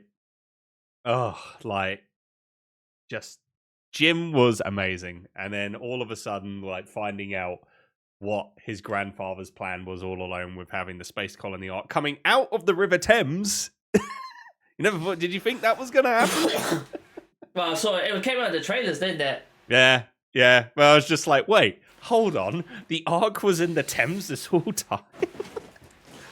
Yes, of course. The dirty, despicable Thames. No one would ever suspect that there's something underneath it. Exactly. And then it's like, him finding out what his grandfather really wanted, and then it's like, he wanted to rule the world, not destroy it. So then he was fighting. I was like, what was it? What? It was when they were grabbing each other's mustaches. Like, ow. Not the mustache. I forget, what thing. I forget which item, Gerald had. It was either a hammer or the fist or something, and he's just like... It was an absolute giant mecha hand. And then Jim Carrey's just like, I haven't seen something like this since I hate watched Green Lantern. Green Lantern, circa 2010 or something like that. And I'm just like, oh. I was saving this for Comic-Con, but since there won't be any. Yes, there won't be any. Also, there's just a twist as well of emotions where you have Sonic and Shadow giving a heart-to-heart on the moon, ready to really start it off, and as they fly off back to try to save the world, and it just comes back with Jim Carrey getting spanked. Jim Carrey spanking Jim Carrey. I'll tell you what was good though. Live and Learn was in it. I know there's a massive ongoing lawsuit, I think, between Sega and Crush 40 about that. But I think... Is there? You had... Yeah, you don't know about this. No. I had no idea. I thought Crush 40... because Crush 40 is Jun Sonoy. He works for Sega. Wait, what? Yeah, so apparently, this is the story at this time, the lead solo vocal artist of Crush 40... Johnny Giueli, okay, yeah. Yeah, he's suing Sega for royalties because they're using Live and Learn, but they're not paying him for it.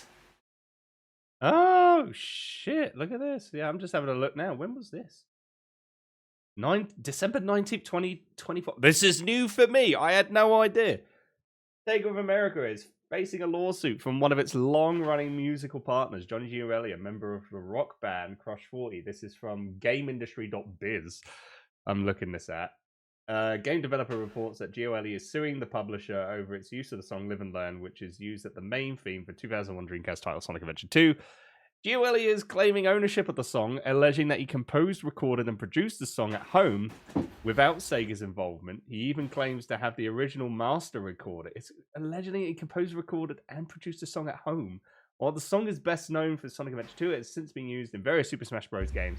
Sonic appears as a playable character, so as Sega's Yakuza titles and even Capcom's Monster Hunter Rise. Giueli is seeking financial compensation, claiming the use of the song outside of the original game is a breach of his contract with Sony, as well as asking the court to conclusively establish who owns it. What the hell? There's more to this as well. The musician recognizes that Live and Learn may be jointly owned by himself and Sega, but argues Sega's rights are expressively limited to the lyrics themselves. Crush 40 has worked with Sega for 23 years on various songs for Sonic games, but Giueli claims these instances had specific agreements that establish who owned the rights and master recordings for those pieces. Holy crap. Which is why there's a big thing about which is why the big thing about it is essentially is that he wants his royalties paid essentially for Live and Learn, which makes sense. It is one of the long-standing Sonic songs of all time. Like even during the Sega Symphony, it was the very, very last song to be played, which says all about how big Live and Learn song is. Absolutely. And I do hope though Sega and Josh do come to an agreement with it because Johnny, sorry, Josh Giuelli. I misheard. Sorry. No, it's okay. It's okay. No, I'm just for Johnny and Sega. Okay. No, I'm just gonna call Johnny Josh from now on. Roger, we'll call him Josh. Yeah, Josh Giuelli. So Johnny Josh. Johnny Josh. And, Johnny Josh. So Johnny Josh and Sega. I really hope they do come in because I think Crush 40 are a brilliant band for Sonic, for the Sonic franchise. So I hope they do get to continue that. Yeah, I hope so too. I mean, hopefully they'll come to agreement. I had no idea on that because, he's made other songs for like the Sonic games, even like late 2010s. And it's like, and he's talked in interviews about, how much it's great. And he's been at conventions singing. It's like, yeah, this has definitely took me by surprise on that. So, hopefully, a good outcome will come between Sega and Johnny and they can work something out. And, June works for Sega still. Like, he's also the main part of Crush 40. So how awkward must that be? It's like, his friend who's also the lead vocalist for the band that he's in is suing the company that he works for. It's like, so that's a bit weird. So that must have been awkward. Very weird for June, I must say. Crazy stuff. But the whole Sonic 3 movie I thought was just absolutely brilliant. And the little cameos they had of the Rochelle, I think, or Rachel. Oh yeah, is that the sister? The sister the sister, yeah, the sister and the husband. And I thought that was brilliant to bring him back in just for that one little bit. Yeah, I thought that was okay. I felt like maybe it could have been a little bit better, but I feel like all in all, it was good to have them in as a little cameo. Also, Sega acknowledging Nintendo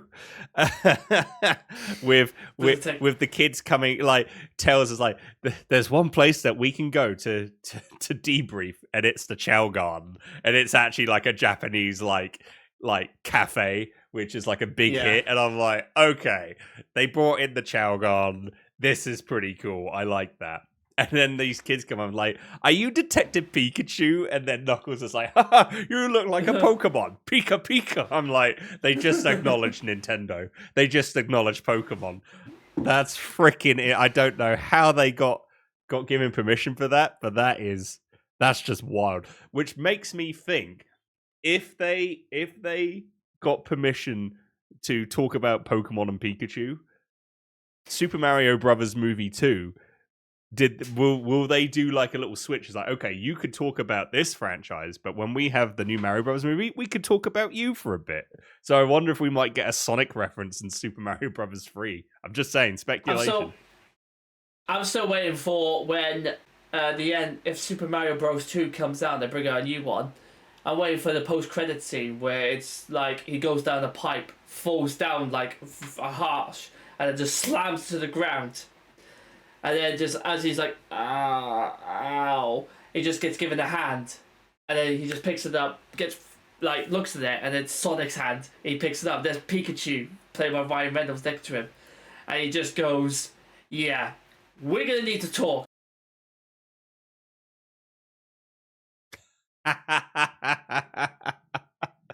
Oh, because I know Ben Schwartz has been asking all the productions and companies to play nice so he can have a Super Smash Bros movie to have Sonic and Mario, Sonic in it, Mario. Oh, if that would be mwah.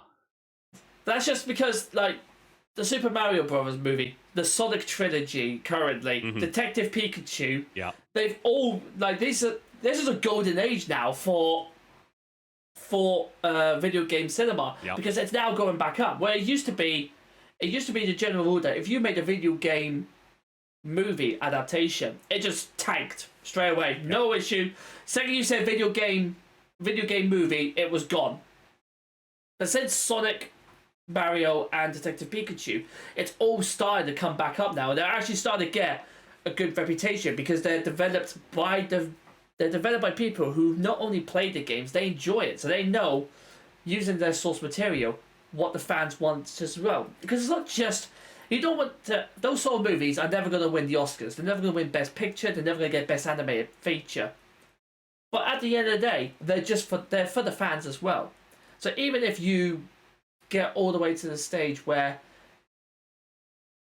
even if you don't win any awards, as long as it's good with the fans and they love it, and you just get very overwhelming positive remarks about it, that's all you need. Absolutely. Because eventually it will get to the stage where I'm hoping is that there will be a Super Smash Bros. Movie, and then you can bring all of them in for that one particular one. That is true. If the dream comes true and there is a Smash Bros. I know we're talking about Shadow and stuff. I'm just gonna go. I want Fox. Just give me Fox McCloud. I don't know who would voice Fox McCloud. That's what I say. Chris Pratt is the voice of Mario. I was gonna say, for the love of God, do not give it to Chris Pratt because I will be pissed. Mario. I'm pissed as it is for Chris Pratt being Mario. I mean, I'm just like, yeah, okay, he's good, but I'm just like, I'm not a big fan of the guy. So I'm just like, he's being like every character. He's freaking voicing Garfield in the Garfield movie. That annoyed me. I'm like, Jesus Christ. So I'm just like, don't let him voice any other characters. And for God's sake, do not give him Fox McCloud. Otherwise, I will be so mildly miffed. You have no idea. So it's like, just try to figure out like who would voice Fox. And that's another question in the comments. Who would you like to see voice Fox McCloud? There is a Super Smash Brothers movie and Fox is in it. Who would you like to have voice Fox? And would that also then tie in to actually have a Star Fox movie? Because everyone else is getting it. That would be sick. I would be very happy to see a Star Fox movie. I'm just saying. So, but anyway, moving on. But I think overall, so final comment then for the Sonic 3 movie. Yes. For me, it was brilliant. I loved Keanu Reeves as Shadow. It was the best. It was a great choice for him. The movie's not going to win any Oscars, but I'll tell you what, it was one of my favourite Sonic films. I much prefer it over Sonic 2. Mm-hmm. And I think Sonic 4, the fact they've now released Amy Rose and Metal Sonic into it, absolutely, and we know Shadow's now still alive, yep, that will be a big one. But how I think the next one, I would love to see them based it on, would be Sonic Heroes and bring in Mecha Sonic. That's what I think as well, because you see Metal Sonic in there, multiple Metal Sonics. Amy's coming in. It's gonna be Mecha Sonic. It's gonna be the main antagonist. So And I want him to essentially become Metal Overlord with the power of the Chaos Emeralds or something along those lines. I think it is probably gonna tie into that. I feel like that's what's gonna happen for Sonic 4. For me as well, like, again, one of the best movies, best out of the three. I cried. I don't know. Did you cry? No. You're a soulless man. Yes, I am.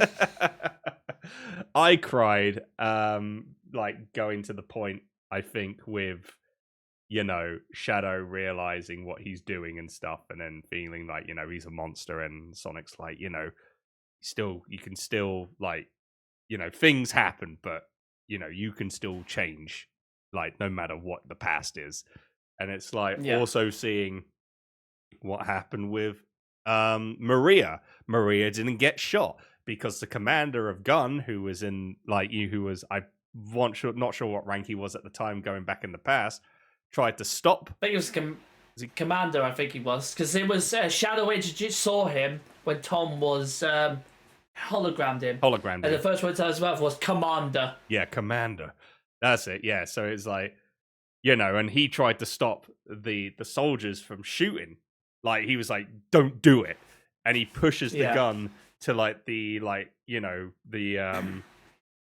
like some, what is it, like a reactor or something like that maybe, which then causes a massive explosion, and that's how Maria dies. She doesn't get shot. So all those people that was saying before the movie come out, being like, I'm going to cheer when Maria gets shot, it didn't happen. It's like it was about to, but then they I thought that was a nice change. It wasn't on a space colony arc. It was in an underground bunker. Like, all of these little differences. And for me, like, I jokefully said, I'm going to cheer when I see Maria get shot, but I didn't. I cried. I was like, this is so emotional, like how they portrayed the story and how they, had Maria and, Shadow together and everything, and, seeing the stars, and, it was like, oh, it got me. And then the other time, it was again, this was a wonderful Jim Carrey moment when he was like, my last live stream. Another thing I would love if they had Jim Carrey say from the Snap Cube like redub, if he said, I've come to make an announcement. If he had I felt like what he did was like, this is my last live stream, and he portrays it to the world as he does in Sonic Adventure 2, but this was a sweet moment. I would say if he said, I've come to make an announcement, and then went with it, I think a lot of people would have just been like, what? Like, reference Snap Cube would have been amazing. But, still him going there and say, because, he, Stone wanted to be Eggman's friend, but, Eggman pushed him aside because he was with his grandfather. But then he realized, his grandfather used him. And then he realized that, his one true friend that he had, Stone. And he did, and he said, I want to say thanks to my friend that's been with me throughout, Stone. And I was like, God damn. And he's like, oh. I love the bits that came out of it as well. It was like, well, thank you for bringing me my Austrian goat's milk. I love the way. I know you always knew how to make it. I love the way you make them. Yeah, that was the lattes, steamed Austrian goat milk. He's like, I love the way you make them. I'm like, oh, because that was ad-libbed. That was ad-libbed for the first movie as well. He was just like, it was supposed to be a case of, like, that was it. That should have been the end. And he went, I got you some Austrian goat's milk. Yeah, that was a win for him, wasn't it? That was him just going, why, you an imbecile? Of course I like it. I love the way you make them. And that was completely ad-libbed by Jim Carrey. So the fact they brought that back in was quite funny. It's just like a nice little touch to it, to be like, this is the end of Jim Carrey's Eggman, so let's bring out like a really iconic line from the first movie and bring it into there. And it was just like him saving the day. It was like, he's like, if I can't rule the world, I might as well save it. And it's like Shadow and Eggman, they were the true heroes. Like, Sonic helped, but Shadow and Eggman were the true heroes of the world. And it two MVPs of that. Yeah, exactly, the MVPs. And it was like, oh, what a masterpiece. Through start to finish, it was truly amazing. They picked so well with getting Keanu Reeves in. And yeah, as you see, Shadow is still alive. He picks up his ring from the ground. So we're going to see Keanu Reeves in another Sonic movie, which is going to be wild. From start to finish. A true man. And also, I don't know if you heard it as well, Escape from the City was also played on the part where Sonic was running around London and stuff. And when he got the speed to go up Tower Bridge, they played a little bit of Escape from the City on there. I didn't hear it at first until one of my friends was like, hey, do you know that they had this city Escape from the City? I'm like, what?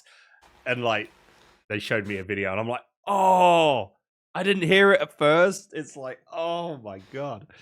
It's like, the one bit I did like, and what I heard was nearing the right at the beginning when they jumped out the helicopter. Oh, the first words before they jumped out was, "What, you call this a flight? No TV, no in-flight movies. We're out of here."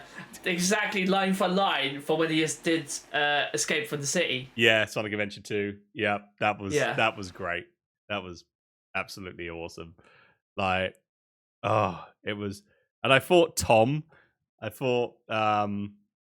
when he got attacked by Shadow, I was thinking like, because I thought to myself, someone's going to die in this movie. I have a feeling some beloved character is going to die. And I thought Tom, and I was like, oh no. I was like, will this fit in for like, then Sonic and Tails and Knuckles then go off on their own adventure for Sonic 4? But no, he's still alive, so it just means that they're still going to be in it for the next movie. How long they're going to be in the movie for? Like, is it going to be solely just Sonic, Tails, Knuckles, Amy, and Shadow? Is it just going to be the characters rather than the family? For Sonic 4. I think the family will get involved, but they'll probably take a back seat like they did for this one. Yeah. I felt like that was kind of, they were still in it, but not as much, which I felt was nice in a way. You don't want to overuse them either, do you? No, definitely not. So I feel like that, they were used very well. Sonic 1, Sonic 2, Sonic 3 is the slow transition of, their time is now coming, not ending them, so to say, but maybe they're just gonna, live out their lives, like, with Sonic going on, Sonic, Tails, Knuckles, Amy, Shadow, all going on their own adventure. And maybe if there is going to be a new trilogy, if we're going to get Sonic 4, 5, 6, that will be wild. But if that does happen, then it's going to be, just Sonic, Tails, Knuckles, and the others on their own adventures, I think. Possibly. So, but yeah, all in all, fantastic movie. Best one out of the three.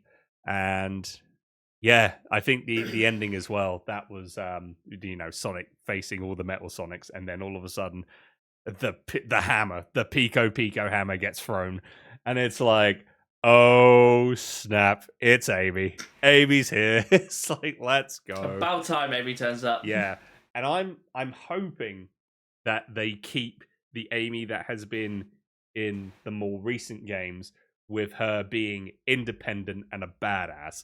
I would want that. I think someone suggested that, in like the early games, it was Amy chasing Sonic and wanting to be Sonic's, girlfriend. Yeah. I think somebody mentioned that, what if the roles were reversed in the movie? Sonic is in awe with Amy and Sonic wants to date Amy. So it's the roles have reversed, and I would like to see that more rather than Amy chasing Sonic. I want Sonic chasing Amy, and I want Amy to be not kidnapped. I think this is going to be like a Sonic Heroes / maybe Sonic CD-esque maybe to the movie. But I would if they can keep Amy to being independent and a badass and just she can fend for herself with no issues, I'll be happy. Because I feel like that is an Amy that I enjoy, and I think a lot of other people enjoy. It's just nice to have her see, her fend for herself, pretty much. Yeah, and I think that was the whole point of her having her little skip when she had the Pico hammer, was knocking everyone else apart, and even Sonic and I go, "Who the hell are you?" And then her just throwing back her head and looking like, "Yeah, that's right, I'm a badass." Yeah. And I think that's probably how they're going to start off, and I think that's how they plan to continue it, to say, look, we'll introduce her straight away as a badass who basically knows her shit and knows how to beat enemies. Yeah. And then we can continue that to number 4. So already given a good positive viewing of Amy. Yeah. Yeah, definitely, 100%. So I'm looking forward to seeing how they portray. If we do get a new trilogy, I'm calling the next character as Rouge. 100%. Either the ending to the next episode, the ending to the next one will be Shadow meeting with Rouge and Omega. Oh, that would be having both Rouge and Omega. Ooh, I think that would be pretty sick. That would be pretty sick. It would be good actually, because that would be a good way, because they've already introduced Gun, so that would be a good one. Like right at the end, they've decided, right, we need to keep an eye on like Shadow, whatever, or we need to keep an eye on Sonic. Oh, Shadow's been spotted here. We'll send one of our best agents there. Rouge, Omega, you're up. And then that's where you just see both of them together, like about to intercept Shadow. Yeah, no, I like that idea. I think that's pretty good, and that's how they become Team Dark. Yeah. Oh, that's going to be good. That's going to be good. All I will just say is, please do not, for the new trilogy, if it does happen, don't do Sonic 06. For the love of God, do not do Sonic 06. Oh no, do Sonic 06. I want to see how much they can debug it. Well, maybe, yeah, if they can. Yeah, maybe. Yeah, maybe we can see that. It's just, I don't know. I don't know if they could. I don't know. It'll be interesting to see. It'll be a tough challenge, but that'll be a very tough challenge. We'll see how it goes. So that is our take of the year of Shadow, pretty much. Yep. We've been going for almost an hour and 43 minutes. 2 hours almost. Almost 2 hours. Wow. Where's the time gone? And if you've been here throughout the whole show so far, thank you. We appreciate you. We do appreciate it. We really do. Thank you. Yeah, thank you. Thank you for just giving us a chance. So, yeah, no, we really do appreciate you sticking by for the pilot. We've got one more thing to review, then we're going to take a break. We are gonna got something cool to announce on the show that I've been given by a friend of mine. One of his podcasts that's on a third season, which is pretty hype. So we'll be talking a bit about that in just a little bit. But before we do, and before we go on our break, let's talk a little. Let's just, because it's happened. It's just happened recently, and we better talk about it, because if we talk about it for the next episode, that's news is all like gone. Like nobody cares. So let's talk about it now. Nintendo Switch 2 has been announced. Thank God for that. And it's kind of funny because loads of people online have been like, I want Nintendo Switch 2. I can't wait for Nintendo Switch 2. It's going to be freaking awesome. Nintendo Switch 2 got announced. Mixed reviews. I'm kind of thinking, oh God, this is a Wii U type scenario where the Switch 2 is going to come out and it's going to tank. That's what I'm worried about. But James, what were your thoughts? Like, you see the Switch 2 firsthand. What did you think? I thought it was brilliant. Yeah? I'm one of those rare. I think I'm one of those rare people who actually is genuinely looking forward to the Switch 2 coming out. The Switch has been the major game changer for Nintendo as well, because the Wii was good, but it was all right. The Wii U tanked, as you said, but the Switch has become pretty much the major one. They'll be talking about the Switch for years and years and years and years to come. So there's not really much you can improve over it either. The Switch has got all it needs to. It's got the dual attachable remotes. You can play it whether in handheld mode or anything else. And I think for a gamer on the go, especially with me, it paid for itself massively during my first year on deployment. And I just feel like the Switch 2 is just going to be the upgraded version. But then again, we're complaining about, people are saying that, oh, it's just a bigger version of the Switch, or more powerful version of the Switch. But again, that's what the PlayStation 2 was for the PS1, what the PS3 was for the PS2, what the PS4 was for the PS3, and so on for the Xbox and for everything else. For me, I think they wouldn't announce it because all they could say is, yes, there's an extra graphics card now installed. Oh my God, that's brilliant. I think there's something a lot more into it. I mean, from what we've seen in some of the from some of the videos as well, 24-player Mario Kart. It looks like it's going to happen. I don't think they would have thought about not doing that until it's actually like properly, here's what we're going to do. Which means, if you're going to support 24 people, there's going to have to be more processing power. There's probably going to have to be more GPU attached to it. I love the idea of what the Switch 2 is. And to be fair, the Switch 1, it's been out for donkey's years now. Like, ages and ages and ages. And I think now is the right time to bring out a Switch 2, because you can't do... If you're going to bring out a Switch 1 more powerful version, people are just going to say, well, where's the Switch 2 coming? When's the Switch 2 coming? So, alright, fine. Here's the Switch 2.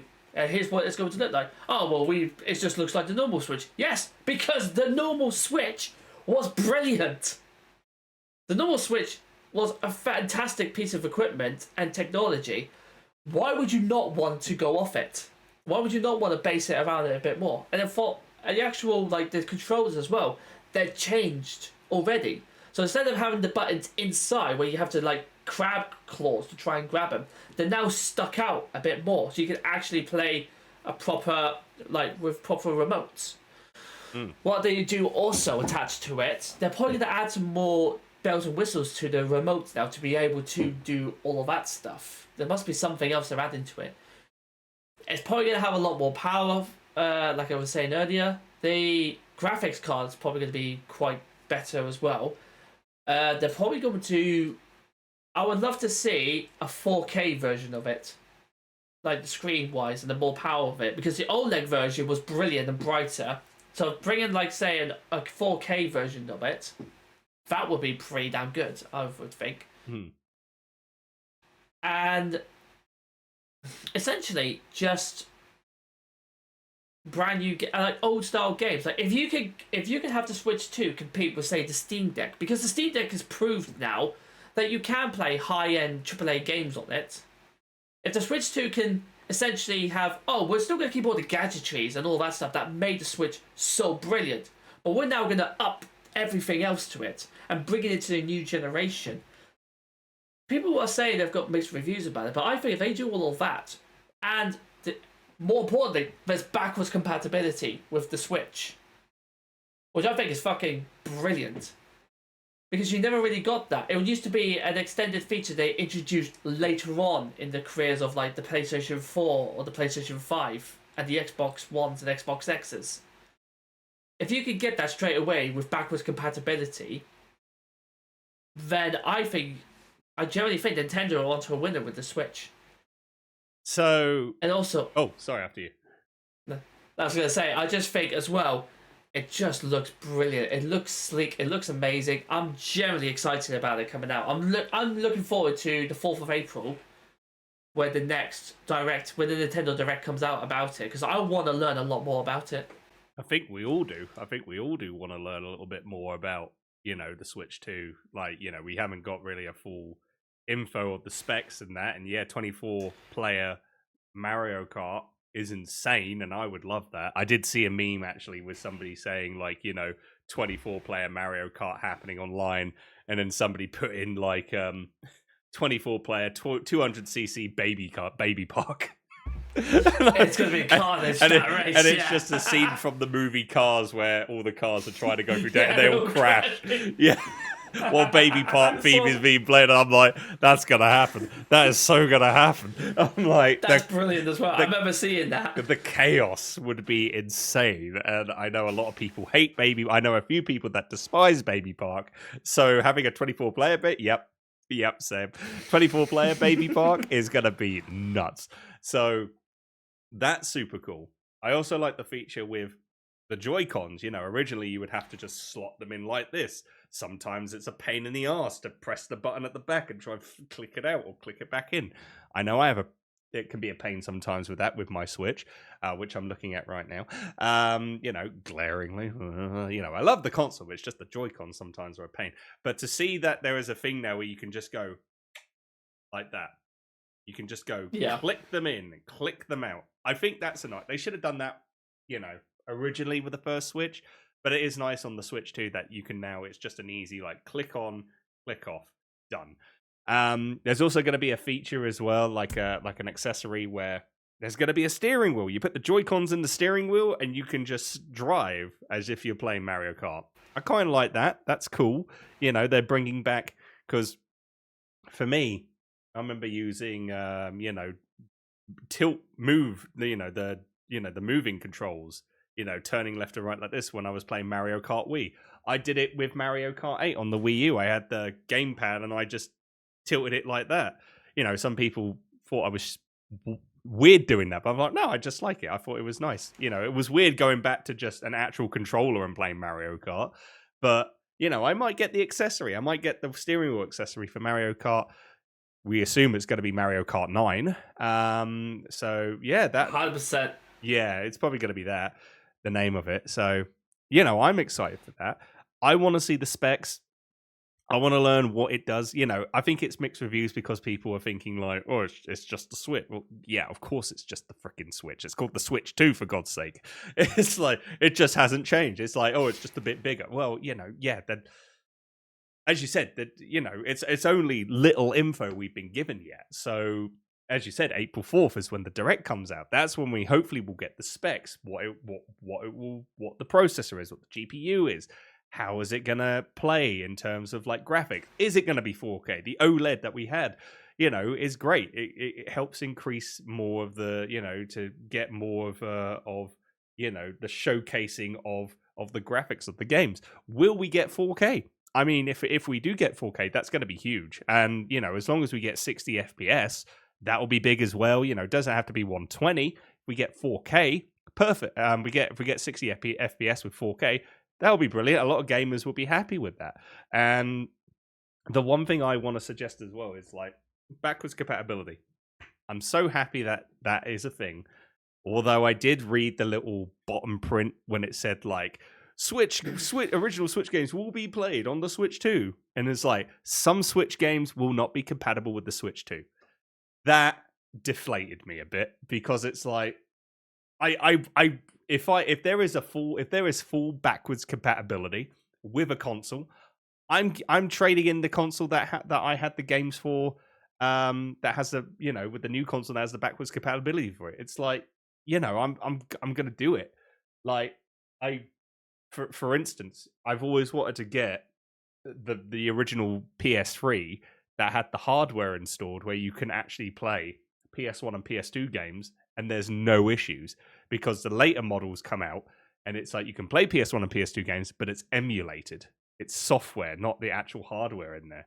And I'm like, no, I want the actual console that I can be able to play all my games on one console with no issues at all. I got it like a couple weeks ago. And what have I done? Like I have my old PS3 Slim.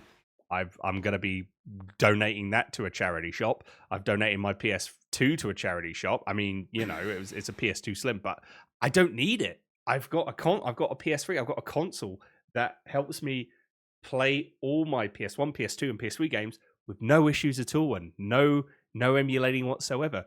I want that. If the Switch 2 can give me what the PS3 has, where it says it will play all Switch games, not the thing where it says some will not be playable, then I will trade in my Switch and have the Switch 2. That's what I want. We have the PS5 that can play PS4 games. It can't play all PS4 games. It's a deflate. It's like, well, I've got to keep my PS4 then, because it's like, what if I want to play a game on the PS5 and it won't play it? It's like, then if I trade in my PS4, I can't play it then.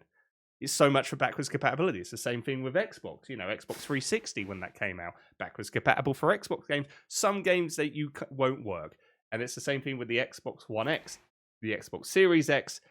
It's pretty much the same thing. It will play games from the the older console generations, but not all of them. And it's like that's the one thing I'm not a big fan of when it comes to companies saying it's backwards compatibility.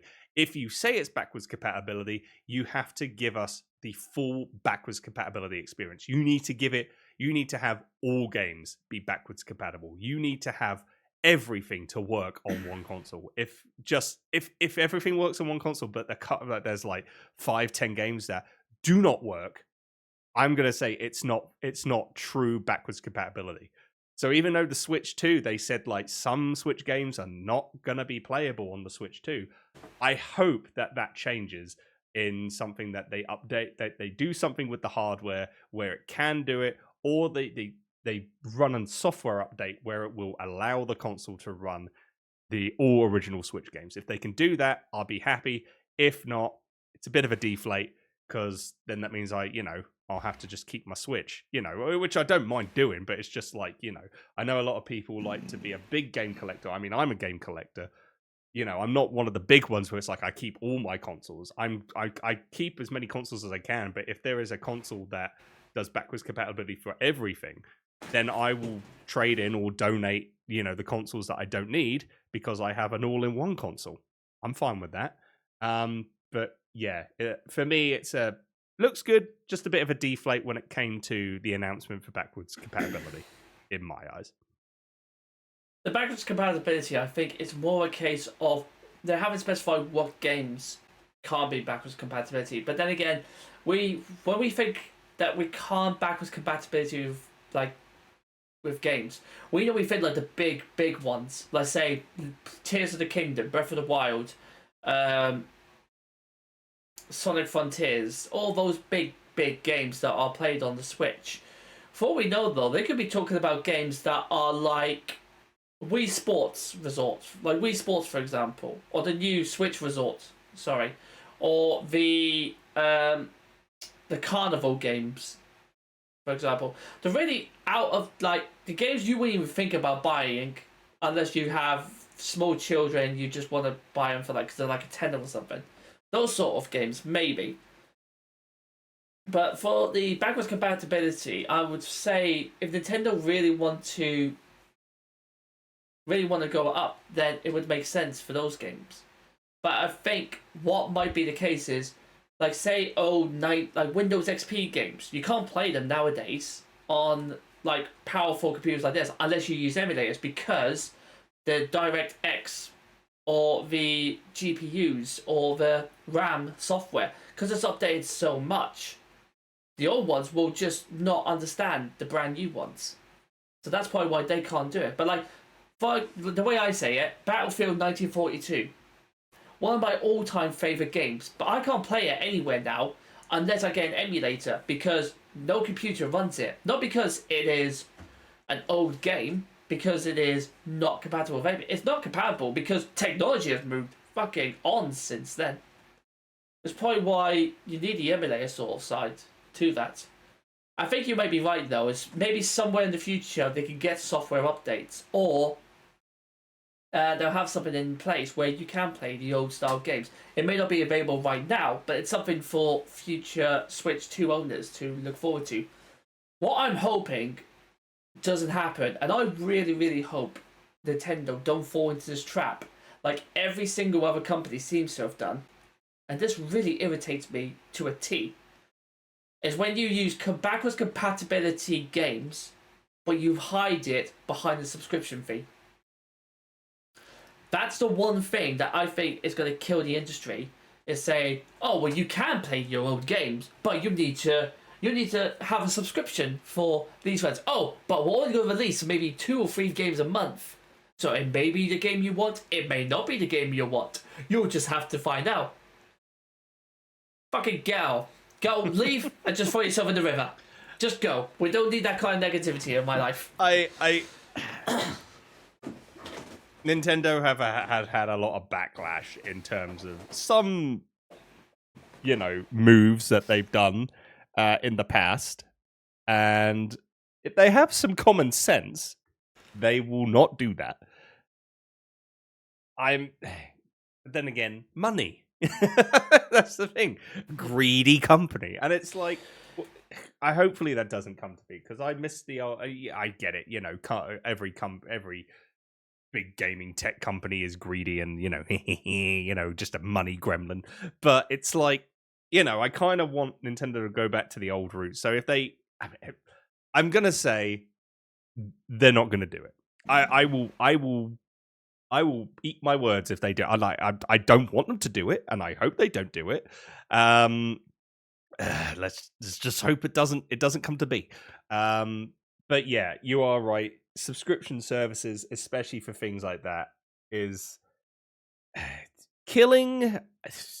It's damaging, I would like to say. I don't think it's going to fully kill. Maybe it might, depending if any of like Microsoft, Sony, or Nintendo do something completely stupid that would just, and with a subscription service that completely just writes off gaming for good. But I'd say it is damaging the industry in the sense of like big gaming companies or like console manufacturers that they're doing this and then doing like putting everything behind a paywall. It's like and that's the thing, we're in a time now where money is tight for a lot of people. Not anyone's going to be able to afford a subscription service every month.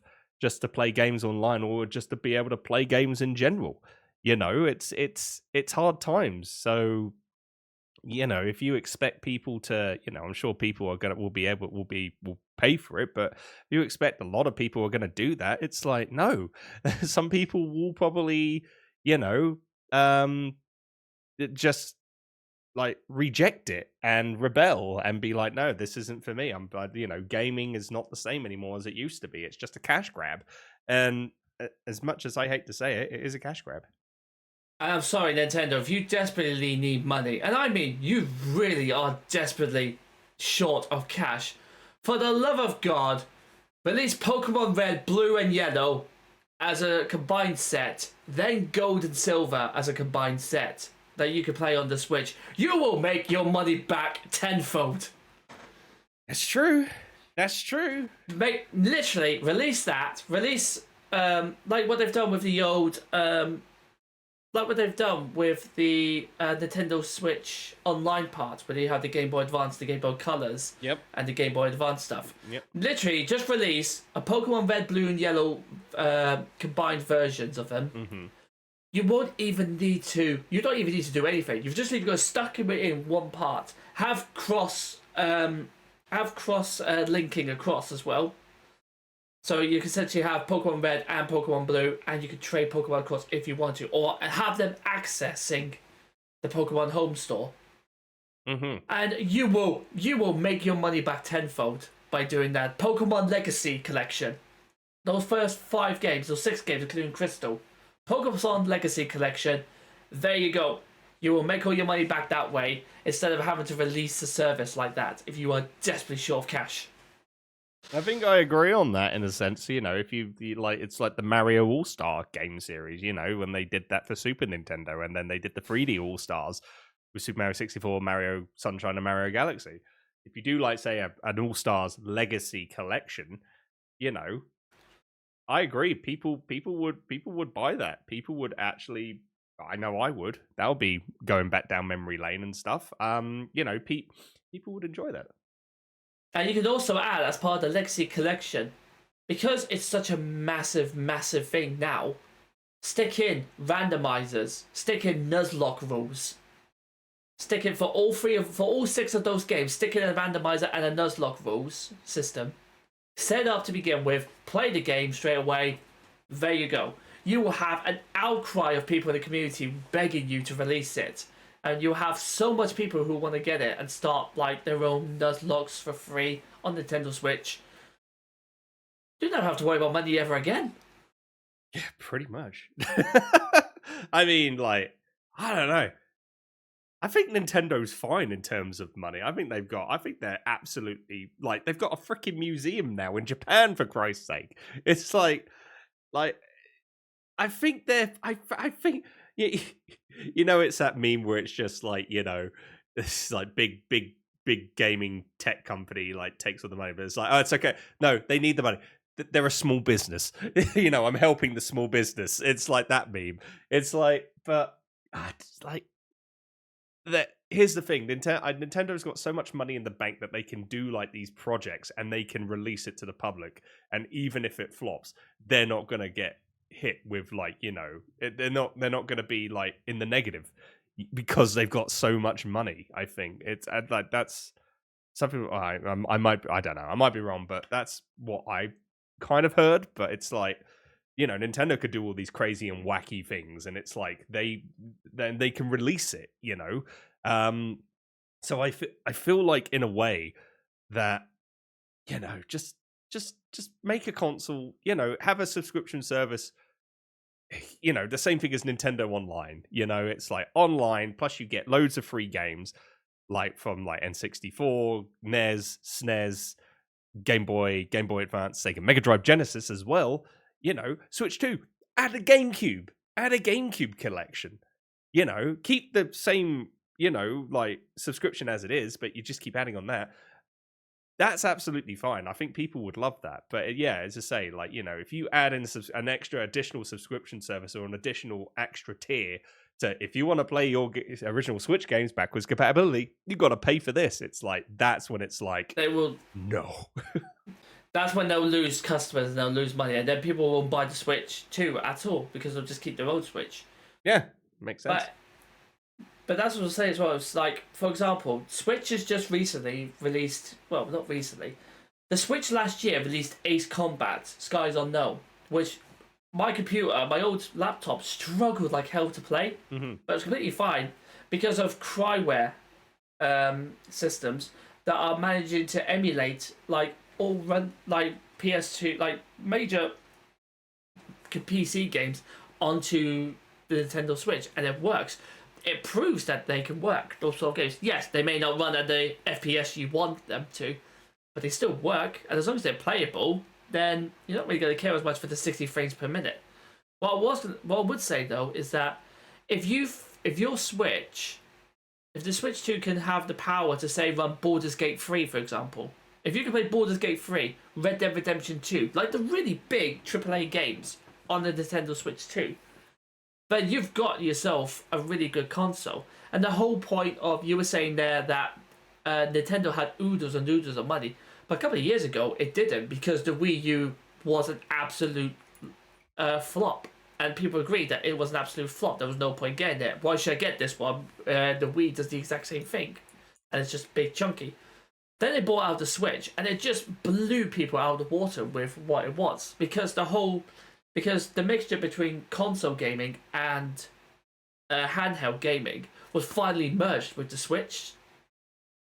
And what you introduced was people who, like myself, when I used to go away quite a lot, it was brilliant to essentially have that playing down on my controller, like downstairs in the TV, and then when my missus wants to play a game or wants to watch TV and I still want to play my game, I can just pick it up and walk away, and I've still got exactly where I left off. And that was an absolute phenomenal change of pace. And I think that's why they're probably not going to change Switch 2 as much as the way it looks at the hardware, because there's nothing to improve on. The Switch is a proven concept. It works really well. The only difference is it's not powerful enough to run all those sort of games. So improve all of that stuff, and I generally think the Switch 2 would be one of the best. If April Nintendo Direct turns around and says this is going to be the reason we bought the Nintendo Switch 2, because let's face it was Nintendo's worst kept secret. They knew, everybody and his dog knew that Nintendo Switch 2 was getting created. I think it was just a case of, look, Nintendo's literally could have just opened up and went, look, you know it exists, we know it exists, here you go, there you go, there's your proof now to basically bury the hatchet. We do have it going. Now give us time so we can actually put something together for you. And for me, personally, it just feels like I'm extremely excited, but they need to be very careful of how they present it now. And if they could do everything I've said, which is improve, like, even little tiny bits about it, but keep the same concept of what it is and what it represents, I generally think that Switch 2 could actually compete against the AAA, the big PS2 and Xbox games, because all they're based on for the Xbox and the Switch, the Xbox and the PlayStation, I feel, it's more, look at how more realistic my graphics are. Roger, I don't care about how realistic your graphics are. If your story's shite, if your gameplay's rubbish, I couldn't give a damn the fact that I can tell where each like freckle or where every spot is on that particular player. If your story and your gameplay's rubbish, I don't give a shit. I'm going to put your game down, I'm going to walk away, and I'm going to play something on the Switch where the absolute cartoonish, where I could play 10 frames, like I could play like 125k for example, and the graphics are an absolute pile of dirt. But the story, the gameplay, drags me and keeps me gripped right until the end credits scenes go past. And that's just the way I'm thinking, is they need to really push it towards not being the big graphics player, but if they could pull it off spectacularly, they could really compete with PlayStation and Xbox. And I think we'd have a new console war with Nintendo suddenly becoming the dark horse of the three. when we get to see the specs of the Switch 2 and we see that it can, like, live up to the expectations and probably compete against, PlayStation and Xbox, I think that'll be awesome to see, not gonna lie. And, wouldn't it be fun to, Switch 2 release date, the Switch 2 debut game, Baldur's Gate 3. Could you imagine? I had a rumor Switch 2 could play Red Dead Redemption 2, and if you can play that, you are sorted. I mean, like, who knows? Like, it'll just be fun to play BG3 on a Nintendo console, and I can finally date Karlak. Oh my love. Anyway, nah, mate, Shadowheart all the way. What do you mean?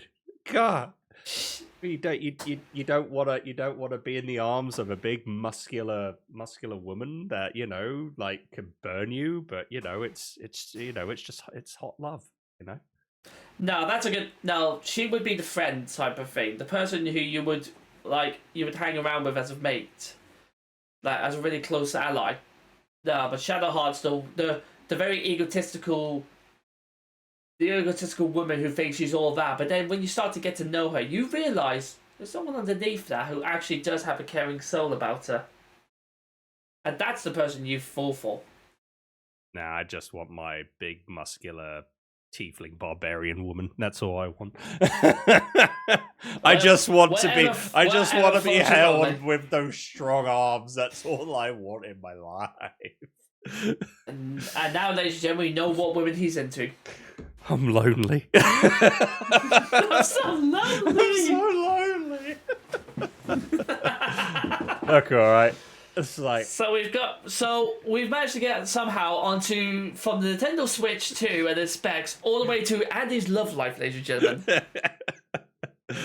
Again, welcome to the Games Innit Podcast. Welcome to the Games Innit Podcast, ladies and gentlemen.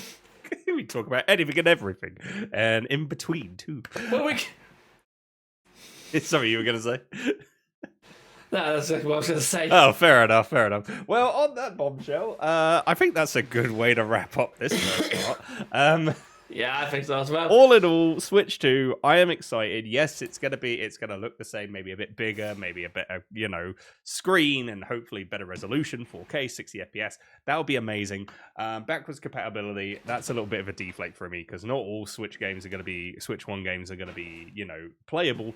Hopefully that does change if they do allow full compatibility, backwards compatibility, and all Switch games will be able to play on the Switch 2. That will make me happy. And also, let's just hope Nintendo doesn't put a paywall for the backwards compatibility. James, your thoughts? My thoughts are, I am very much looking forward to the Switch 2. It may look the same, but then again, it doesn't need to improve on what it is. I think the graphics card, the RAM, the software side of things, the actual hardware needs to be improved as well over the Switch itself. If you could pull off something like that, then I generally think the Switch 2 could be a good front runner for beating sales between the PlayStation and the Xbox. It just depends on what what it brings to the table. That's going to be a bit different from those two. But seeing Nintendo's previous ones, I've got confidence in them, and I'm very much looking forward to April 4th, where we actually be able to see what it is. Then I think once we know the full details of the Switch 2. Then I think we will be able to make our decisions on whether this is a yay or nay. Here we go. And again, if any of you have any, if you want to say your say on the Nintendo Switch 2, feel free to leave us a comment. That would be greatly, greatly appreciated. If you have stuck around this long, thank you so much indeed. If you have, I just want to say quick, if you have been enjoying the show, leave a like, or on some of the podcast platforms, if there's like a star rating, want to drop us 5 stars. I don't know. I think Spotify does it. I have no clue. It's all new to me. But if there is a star rating system, if you want to give us some stars, give us 5 stars if you enjoy it or whatever. And, let us know how you enjoy the show, what you think we can improve on, all that type of things. But yeah, leave us your thoughts as well on the Nintendo Switch 2. Perfect.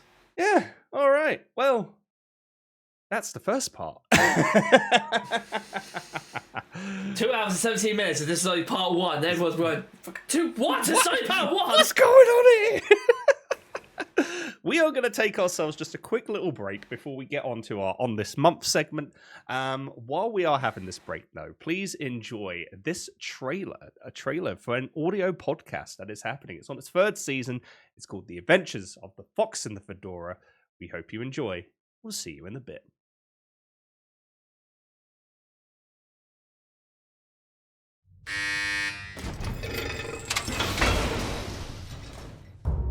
And here he is at last.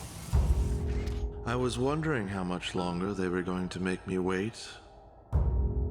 Until I could see the superior fox again. Corrigan. Hello, Fox. How's things? I got your message. Every single dangerous magical artifact Grandma and I collected, they're gone! Yes. Sorry about that. I know what it's like having someone steal what you treasure most. What have you done? What I do best.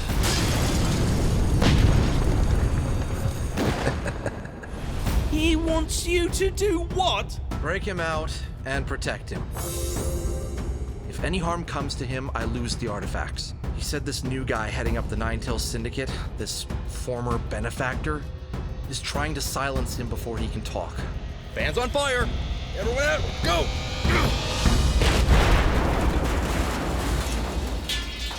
So, did you have murderous multiversal death cult on your What's Going to Ruin My Day This Time bingo card too? Nah, I had vampire conspiracy. Dang, so close to a bingo. So, what brings you 3 fine Vulpine gents out this way? Getting the band back together for a little outside the law mission. Alright, whatever it is, we're in. This was your plan? It's working, isn't it? We did it! We're on the main road! I see you. What was that? He's here.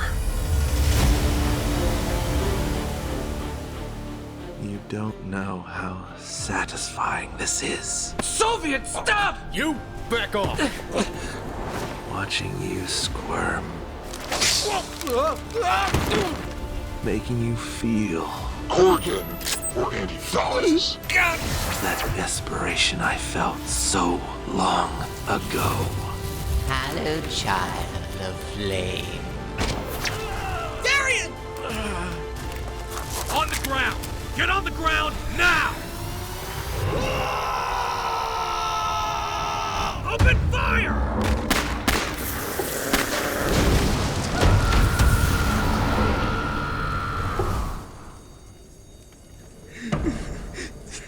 Darian, what's happening to me?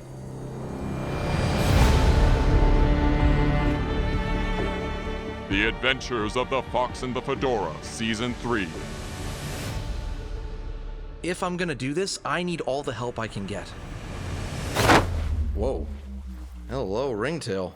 I'm a raccoon, dumbass. That's what I said? Hey, the ledge, it's gonna...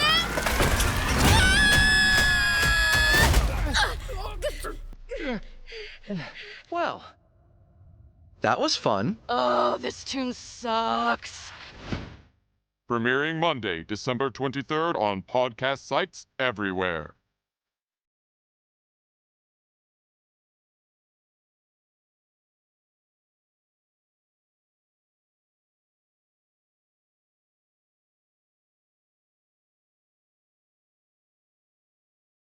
And welcome back, everyone, to Games Innit Podcast. We hope you enjoyed that little trailer that we had of The Adventures of the Fox and the Fedora Adventure Podcast. If you like 90s/early 2000s Saturday morning cartoons, definitely give this a listen. All 3 seasons, like season 3 is currently coming out like every week, a new episode. So be sure to check out season 1, 2, and then be able to keep up to date with season 3. 2 parts of season 3 as well. Second part is coming in the middle of this year, so be sure to check it out. All the hype on that. All the hype on that indeed. We are now here with our little fun segment that, just something to go through memory lane with. What are we doing, James? What are we doing? So we've decided we're going to start off a brand new section, and it is called On This Month Segment. So what we're going to do is... So essentially what's going to happen is me and Andy are going to choose 2 games throughout the entire month of a particular month. And then what we're going to do is essentially we're going to pick 2 games from there, and we're going to go just a quick brief on what we think about it. And these are games that we have actually played in the past and we really like, and just want to have a quick talk about. So the month we've chosen for this one is in February. So we've both chosen games from all the way back to the 1960s, all the way to today, and we're going to pick 2 games from the February month. So Andy, what are your 2 games that you've chosen? Yeah. So my first pick, which I was like, oh, okay, that's nice. I think this is more of a North American date, but we got the just to let you know, we all got these games and information from GameFAQs.GameStop.com. So thank you very much, GameFAQs, for that. For their This Day in Gaming section, we had to go for every day just to see what games we have. My first pick is Sonic Advance 1 on the Game Boy Advance. Oh, shocker. He's in for the blue bear. Oh, yeah. What a shocker, right? What an absolute shocker. I see something Sonic and I go for it. Yeah, because I'm a massive nerd. Date of it, I think this is North American, the North American date. February 3rd, 2002. And yeah, I think, when did I get a Game Boy Advance? I think I got my first Game Boy Advance on my 13th birthday. Yeah, because I remember having a Game Boy Advance. Was the SP out then? Must have been. Because I remember I got I had the Game Boy Advance SP 2000, probably, 2004. I must have had it then. I had a copy of Pokemon Ruby. I had Sonic Advance 2 and Sonic Advance. So, for me, seeing Sonic on a Nintendo console blew my mind as a kid, because I never thought I would see the day. And I was one of those kids that was very not smart growing up. When I saw a trailer for Sonic R on the Sega Saturn, and I wanted it for my N64, goes to show how much of a intellectual child I was, and how I am as an adult. Spoiler alert, not intellectual at all. Nope, I think we kind of gathered that from day one, though. That's why I never do an IQ test, because I know my IQ is going to be down the drain. Oh, you say that, you never know. It could be based on logic. Yeah. The IQ test isn't based on knowledge, though. It's based on logic. As long as you got some good knowledge, you'll pass it. Although you can pass an IQ test, but... If it's a gaming IQ test, I might have a chance. But that's about it. But... yeah, no, blew my mind to see Sonic on Nintendo consoles and be able to jump. I mean, I played Sonic Advance 2 was my first. I jumped into Sonic Advance 2 first, but then I got into finally playing Sonic Advance. And it was nice. It was nice to have a handheld Sonic game, and it was, and the Game Boy Advance was an amazing piece of kit back in the early 2000s. And just to be able to play, one of Neo Green Hill Zone, one of my favorite levels in the Sonic Advance trilogy, I have to say. And the jingle is just so catchy. I love it. You got the casino level, you got an ice level, obviously, you've got the space, you got the space station level where you go up on a spaceship and then you're going up to space, of course going up to space to face Eggman. So many different unique levels and everything, and I just felt like it all works well. There was the speed was prime on that as well. Also being able to play as not only Sonic but Tails, Knuckles, Amy as well.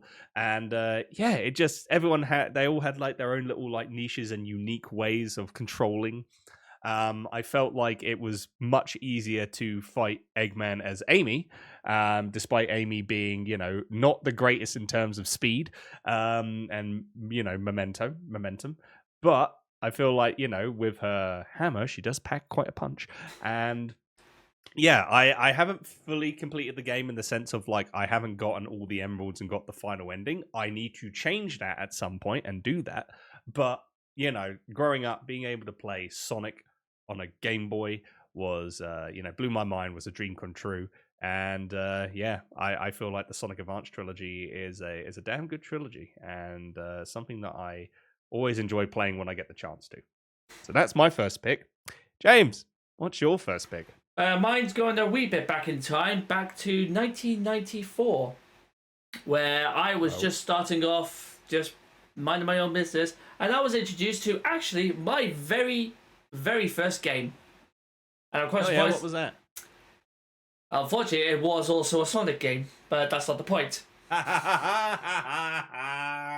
Oh, you're going to the Sonic as well, are you? To be fair, though, it was the very first game I ever played in my life, and that is, of course, from 1994, it's Sonic the Hedgehog 3.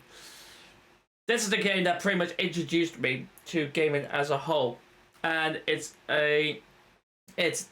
unofficial DLC package of Sonic and Knuckles, probably revolution that got me into Sonic as a whole, and it was just such a good game. It was so like jumping around across, collecting the rings for the first time, going around Angel Island, and then pretty much facing off against Eggman's robots. Well, you had Eggman, sort of like a robot on the beginning side, and in Act 2 you actually faced him with one of his big mechanical machines. It was always so much fun, and I distinctly remember Knuckles being a bit of a dick when you first begun. The fact that what threw me off as well for the first time was when Sonic jumped off the plane and then fell all the way back, and then you just saw him flashing past the Super Saiyan form all the way, and I thought, that's so cool, I want to be part of that. And what else can I say as well, but the music, the soundtrack, that soundtrack is what got me into listening into music soundtracks as a whole, because every single one, from Angel Island to the Marble Gardens to Hydrocity or Hydro City, however you want to call it. Then there was Hydro City. It's weird because people say Hydro City, people say Hydrocity. Sorry, I got it mixed up. No, I say Hydrocity because I like to piss people off. Yeah, same here. I call it Hydrocity as well. And okay, at least that's something that we agree on. Yes, it is. There's Marble Gardens, there's the Casino Zone, then there was the Ice Pit, the Ice level one as well, which actually, for the very first one, was done by Michael Jackson. But Sega really distanced themselves after his incidents that happened, and they've only very recently actually come out and said, actually, you know what, yeah, he was part of our sound and support structure for it. We did get his ideas on this, so there we go. And you know what, since they actually introduced it, Sonic 3 has been available on more and more platforms, whereas beforehand it was always Sonic 1 or Sonic 2, Sonic CD, but there was never Sonic 3 anywhere. There was Sonic 3 and Knuckles. I think they probably had it for Sonic 3 and Knuckles. Because they changed Ice Palaces or the Ice level one. They changed the songs for that one, and I think that's how they managed to get away with it. But then there was loads and loads of lawsuits about it between Michael Jackson's company and Sega getting it squared away. But I think since now that's been done and dusted, and all cards are essentially done now, they're reintroducing the old style soundtracks for Sonic 3. But again, just as a whole, Sonic 3 was just such a great game, and I distinctly remember playing it. And I'll tell you what, if you've all played Sonic 3 before, you know exactly what bit I'm talking about, because it drove you insane. And that was the Casino Zone with the bloody I don't know what it was called, but it's the carnival one where you had to jump on the barrels, that's it, the spinning barrels, because it locked you away and you had no idea. You had to either jump in time and it just wasn't working until you realised, and I only learned this about a couple of years ago, it's up and down to get that barrel up, moving up and down. Never knew that at all. But for ages and years, I had to skip. I had to do a level skip on that level just to get past it because it was irritating me so much. You're not the only one. I dealt with that. Many other people. I remember when I helped staff the Summer of Sonic conventions way back when, like in the late 2000s, early 2010s. Yeah, that was, and when they brought in like some of the Sonic creators coming in to do Q&As, and that was one of the things, like, what was the idea of the barrel at Carnival Night Zone? What was the idea on that? It was just like so many people got really like not knew what to do with that, and it was just you just press up and down, and then the barrel moves, and then at the right time you could jump. It's like it was that easy. I feel that's what irritated a lot. It was that easy, yet no one ever thought about it for years and years and years. But it was one of gaming life's great mysteries. It really was. But it was so simple. It's still something that still holds a special place in my heart, and I am thoroughly love Sonic the Hedgehog 3. And I say that even if you're a big fan of Sonic 1 or you think it's Sonic 2, replay Sonic 3 and Sonic 3 and Knuckles together at the same time. It's one of the best Sonic games of all time, and I will die on that hill too. Even I will go so far as to say for the 2D platformers, Sonic 3 and Knuckles was the best out of all of them. And I will die on that hill. Fair point. Absolutely fair point. It's a good game. I enjoy it as well. So, absolutely agree with you there, sir. But not Sonic Mania? Not Sonic Mania? Nah, Sonic 3 and Knuckles just holds a special place. Nah, that's fair. That's understandable. So that is my first game now done and dusted, and it's now on to Andy. What is your second game that you've chosen? Yeah, this one surprised me. I'm like, oh, this came out in February. It's in 1999. It was on the 8th of February, 1999. It's a game that I enjoyed as a kid, but at the same time pulled my hair out multiple times because of the amount of BS that happens. And it is the only game out of the series that literally would screw you over. I mean, the others do screw you over, but not like this one screwed you hard. Raw dog style. Talking about Mario. Also, let's just Larry. Jesus Christ. No, I'm talking about Mario Party 1. Fair enough. Yeah. And what I mean by screwing you, like, raw dog style, like, it will literally, you could play certain mini games and you'll get your coins taken away. Most, if not all, other games in the Mario Party series don't do that anymore. Like, the only time they do it is in battle mode, but the battle mini games, that never was a thing in Mario Party 1. There were mini games where, if you lose 10 coins.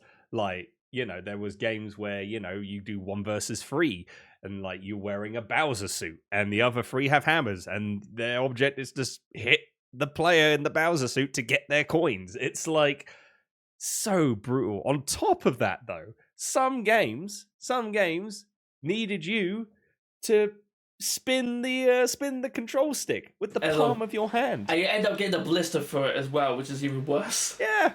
It's not like it mentally screws with you; it physically screws. It screws with your hand doing the raft boat like game, and then on top of that, if you're doing the one, I mean, it also introduced 1-player mini games. It also introduced like riding a freaking bike to power up a light so you don't get hit by the boo, and you're ferociously spinning, and even playing like the single player mode, and you're having to do that, and you have like 10 lives, and you fail like 9 times. You get it on the 10th try. You've got no skin in the palm of your hand anymore because it's already been burnt off by the amount of like freaking spinning you're trying to do. It's brutal. It's a fun game, but goddamn, was it brutal? Like, and then also the fact with like, speaking the boo, get some coins. You would know in the later games how many coins you would be getting. In the original, you wouldn't know. It would just, the coins would come out of boo, but you wouldn't know if you would get 5 coins, 10 coins, 1 coin. And, it's just, it's so freaking brutal with that. But all in all, the boards are great. I haven't fully completed. I never got to the Bowser like, again, that's a game I want to fully complete. I've never gotten to the Bowser map board game, but I want to. I want to get to the Bowser board at some point.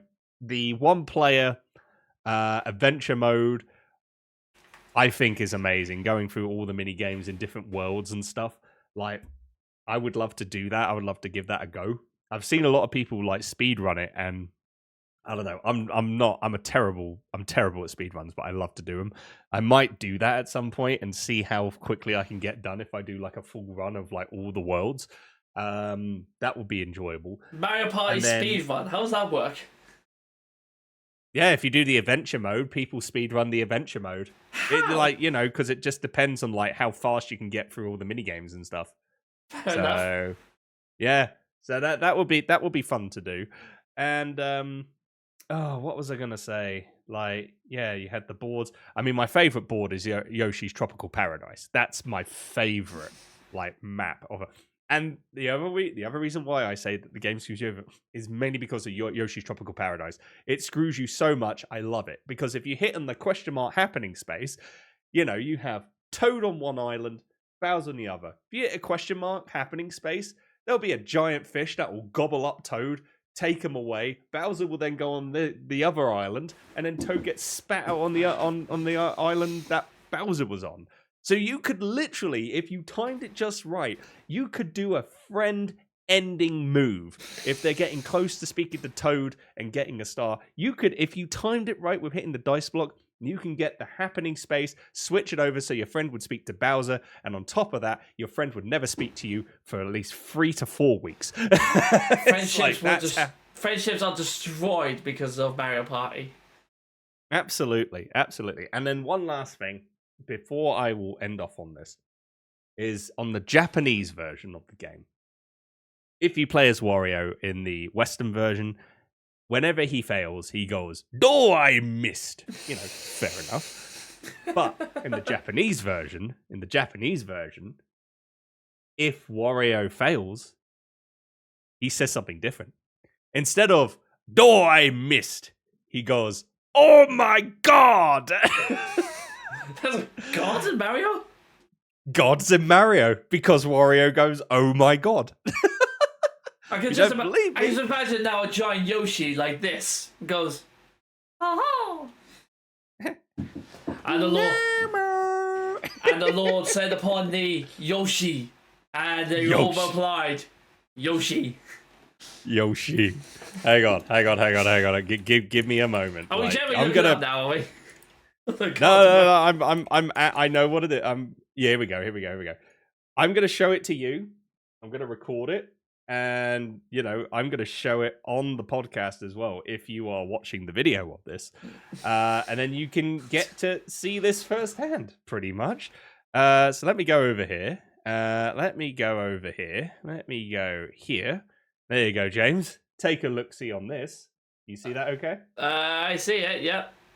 Okay, can you hear this? Yep, I can hear it. Okay. I'm going to just quickly go to record. Record on there. All right. This is the Japanese version of Mario Party 1. This is what happens when Wario fails. Oh my God!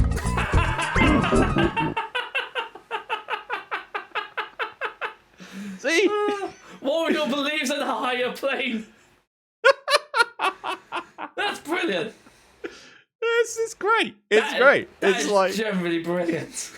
But because Western version, American version, you know, we can't let the people hear that. Oh, we'll get sued by the Christians if we hear a beloved character go, "Oh my God." So they had to change it for Wario to go, "Oh, I missed."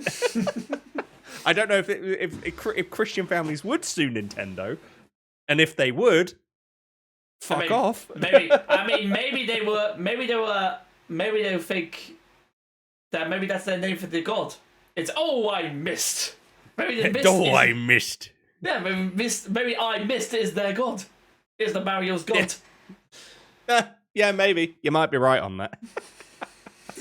That's fucking brilliant. Yeah, that's pretty much it in a nutshell. Yeah, that's why I just say Mario Party 1, a brutal game of the Mario Party series, and the first game as well, of the Mario Party series, and it's the roughest one there is, but an absolute joy to have played growing up, and yeah, it's a gem. It's a gem, and whenever I want to play a Mario Party game, I go to Mario Party 1 because it just screws with you, and I love it. I love being screwed, James. Hey, whatever rocks your boat, mate. On that note, that's my second pick. Hey, James, what's your second pick? So my second and final pick is actually to do with a trilogy that came out in Japan at this time on the OIS and Android. So it was finally reduced. It was finally created for the phone and mobiles, which was fantastic because it meant you could take it anywhere. And it's about one of my favorite type of games of all times. It involves puzzles, it involves screwing over enemies, and it has one of the best catchphrases in the world. It is, of course, when you're looking over and your fear is all lost, all you hear is you point that massive finger and go, that's right, ladies and gentlemen, it is the brilliant Phoenix Wright Ace Attorney trilogy. First time I haven't played. The first time I actually watched this side was actually on Newgrounds, which shows you how old I am. There was a bit in there where someone used the old. I think I just broke one of my hips after you said that. A little bit of my soul just left my body. Oh. And so what happened was I was watching a video, and it was someone was putting in different clips of different films and adding it to Ace Attorney characters, like Mortal Kombat for the judge. It was basically the judge going, "It's official, you suck." And I fucking loved that. And so I got really interested in it from that on then. And I thought, I'll try and see what it's like. Maybe I might enjoy it, maybe I will. And it's become actually one of my favourite game series of all time, the Ace Attorney ones. To the point where I've got every single Ace Attorney on the Switch, on my phone. I had it all, at one stage I had all four of the main games on my phone to play with while I was deployed. And it was incredible. I loved the whole thing of searching for the truth, thinking outside the box, thinking about, but this might not work, but what about this? And then you think, crap, I'm not actually going to win this. But then you think something else completely. You look at the evidence. You have to really look at it and think logically. And you're thinking, wait a minute, that doesn't make sense. And then you throw it at their face, and it's brilliant. But the only downside I've got with Ace Attorney games, it makes you feel clever when you do it, but there's a YouTuber called Yati Croshaw, and he did a little bit about it, and it was about Ace Attorney Chronicles, the very first based in ancient Japan. And he said it was a brilliant game, and I fully agreed with him. But the one thing I really didn't like was the fact that it took ages to move the story across somehow. So it's a case of one stage I had to investigate a police officer because he was hiding evidence, and I think actually no, it's not in this police officer, it's in this guy because he was arguing with him a moment ago. But the whole story took about 10 minutes for him to decide, I think it's in this guy. But how? He's like, for God's sake, if you just let me go and find, if you let me go to this guy's pocket and pull out this thing, we can be done by lunch. And it was the one thing that irritated me was the fact that it was just it was so cheesy, but it was so good. And you always got that bit of smug satisfaction as well when you weren't using any cheats, you weren't using any help, you figured it all out, and you actually finished the cases off. And you just felt so proud of yourself for finishing it. And I loved it. And I'm genuinely looking forward to when the next Ace Attorney trilogy, or when the next Ace Attorney game comes out. Because they finished Apollo Justice's story, they finished Miles Edgeworth's story. I think really they finished Phoenix Wright's story as a whole. So where they go next, I'm not sure. But I did love the new one they created, which was the Ace Attorney Chronicles. But they've finished that one as well. So where they go next will be very interesting. And I'm thoroughly looking forward to it. And the second they come out and say, this is the next stage of Ace Attorney, you can be damn well sure I am pre-ordering that bitch and getting it ready. Because I am going to go and complete it. I'm going to try and make myself feel very clever and complete it.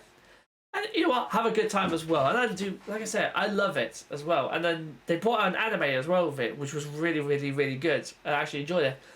But they did an English sub all the way through to the end of season 3, and I think they should have really continued it on, because it would have been awesome to see the Apollo Justices side of thing as the anime series, but they never did, which I thought was a missed opportunity.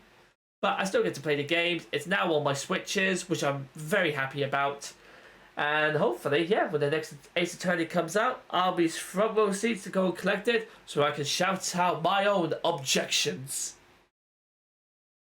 Did you also play the Phoenix Wright versus Professor Layton games? Is Yeah. that something? Yep, finished that. I completed it. How was that? Because I know Professor Layton is a really good. Like, I've not played it, but I've seen like videos of, you know, the puzzles and stuff, and it looks really intriguing. Like, how did that, in your own words, how did that work in terms of having the Professor Layton puzzle style versus with the Ace Attorney, you know, like investigation type gameplay? It was good. They weren't going into each other. It was literally what felt like two separate games just merged into one, which on the one side was good because they had separate bits for, like, well, Professor Layton is solving a puzzle. It will do like two or three puzzles, and then you go straight to Phoenix Wright in the middle of court to then do the court side of things. But then when you learn about the puzzles, or when you solve the puzzle, you learn different answers, and then you start getting evidence, which you then use in the Phoenix Wright court cases as well. So it's a little bit extra logical puzzling, which I really loved the idea of. I think it was a good game. And to be fair, I've not played it in ages now. The story was meh. It could have been better, but I wasn't really expecting much from a Professor Layton Phoenix Wright game. As I said, the stories are never great, but it's fun to actually get yourself into and doing the cases.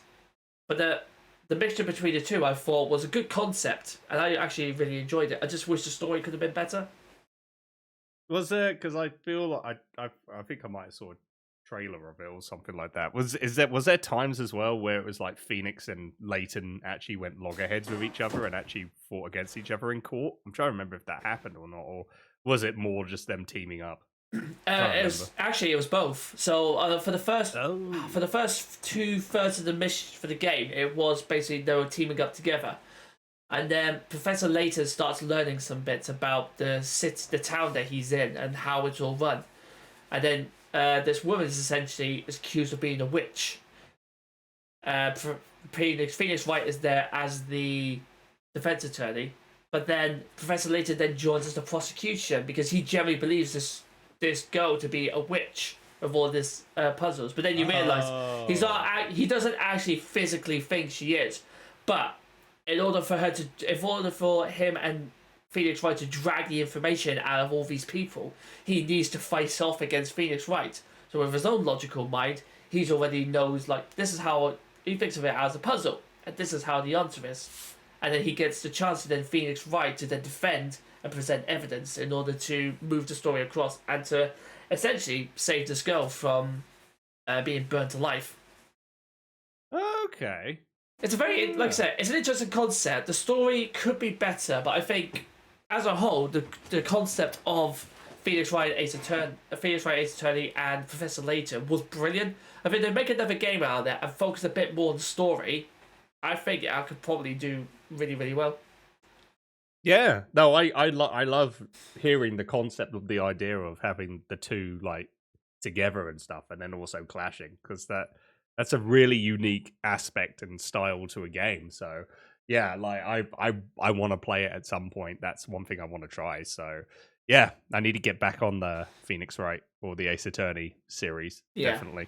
I would definitely. I would recommend anyone who feels like anyone who feels they need to have like sort of puzzle games but don't have internet sort of thing, definitely download Phoenix Wright the games. Especially if you've never played them before as well. It's nice to go through. You get the repetition afterwards once you've finished a case and go back into it. Then you already know how it runs. But you then learn a bit more information about the case itself, but you have a run through, and then you look at the characters differently, knowing that how it's going to end. I think it's quite good. But yeah, that's definitely my pick for February, and I'm surprised it came out that month, actually, because I thought that was out a lot later. I don't know. It actually came out early in the year. Who knew? Crazy. But there we go. There is our On This Month segment where we talk about 2 games that we have played and that we enjoy. Either we enjoy or we just hate. We hate. There's a game that we hate our guts on. Oh, and yeah. We just have to talk about it. If we see that, we'll let you know. But on that note, that's the end of the show. That's the end of the episode, James. That's the end of our very first pilot podcast. Woo! We survived. And more importantly, our brilliant listeners have survived. I know. But if you have been here throughout the whole thing, thank you. And we're so sorry. Give yourselves a pat on the back and give yourselves a round of applause for everyone, for being fantastic people.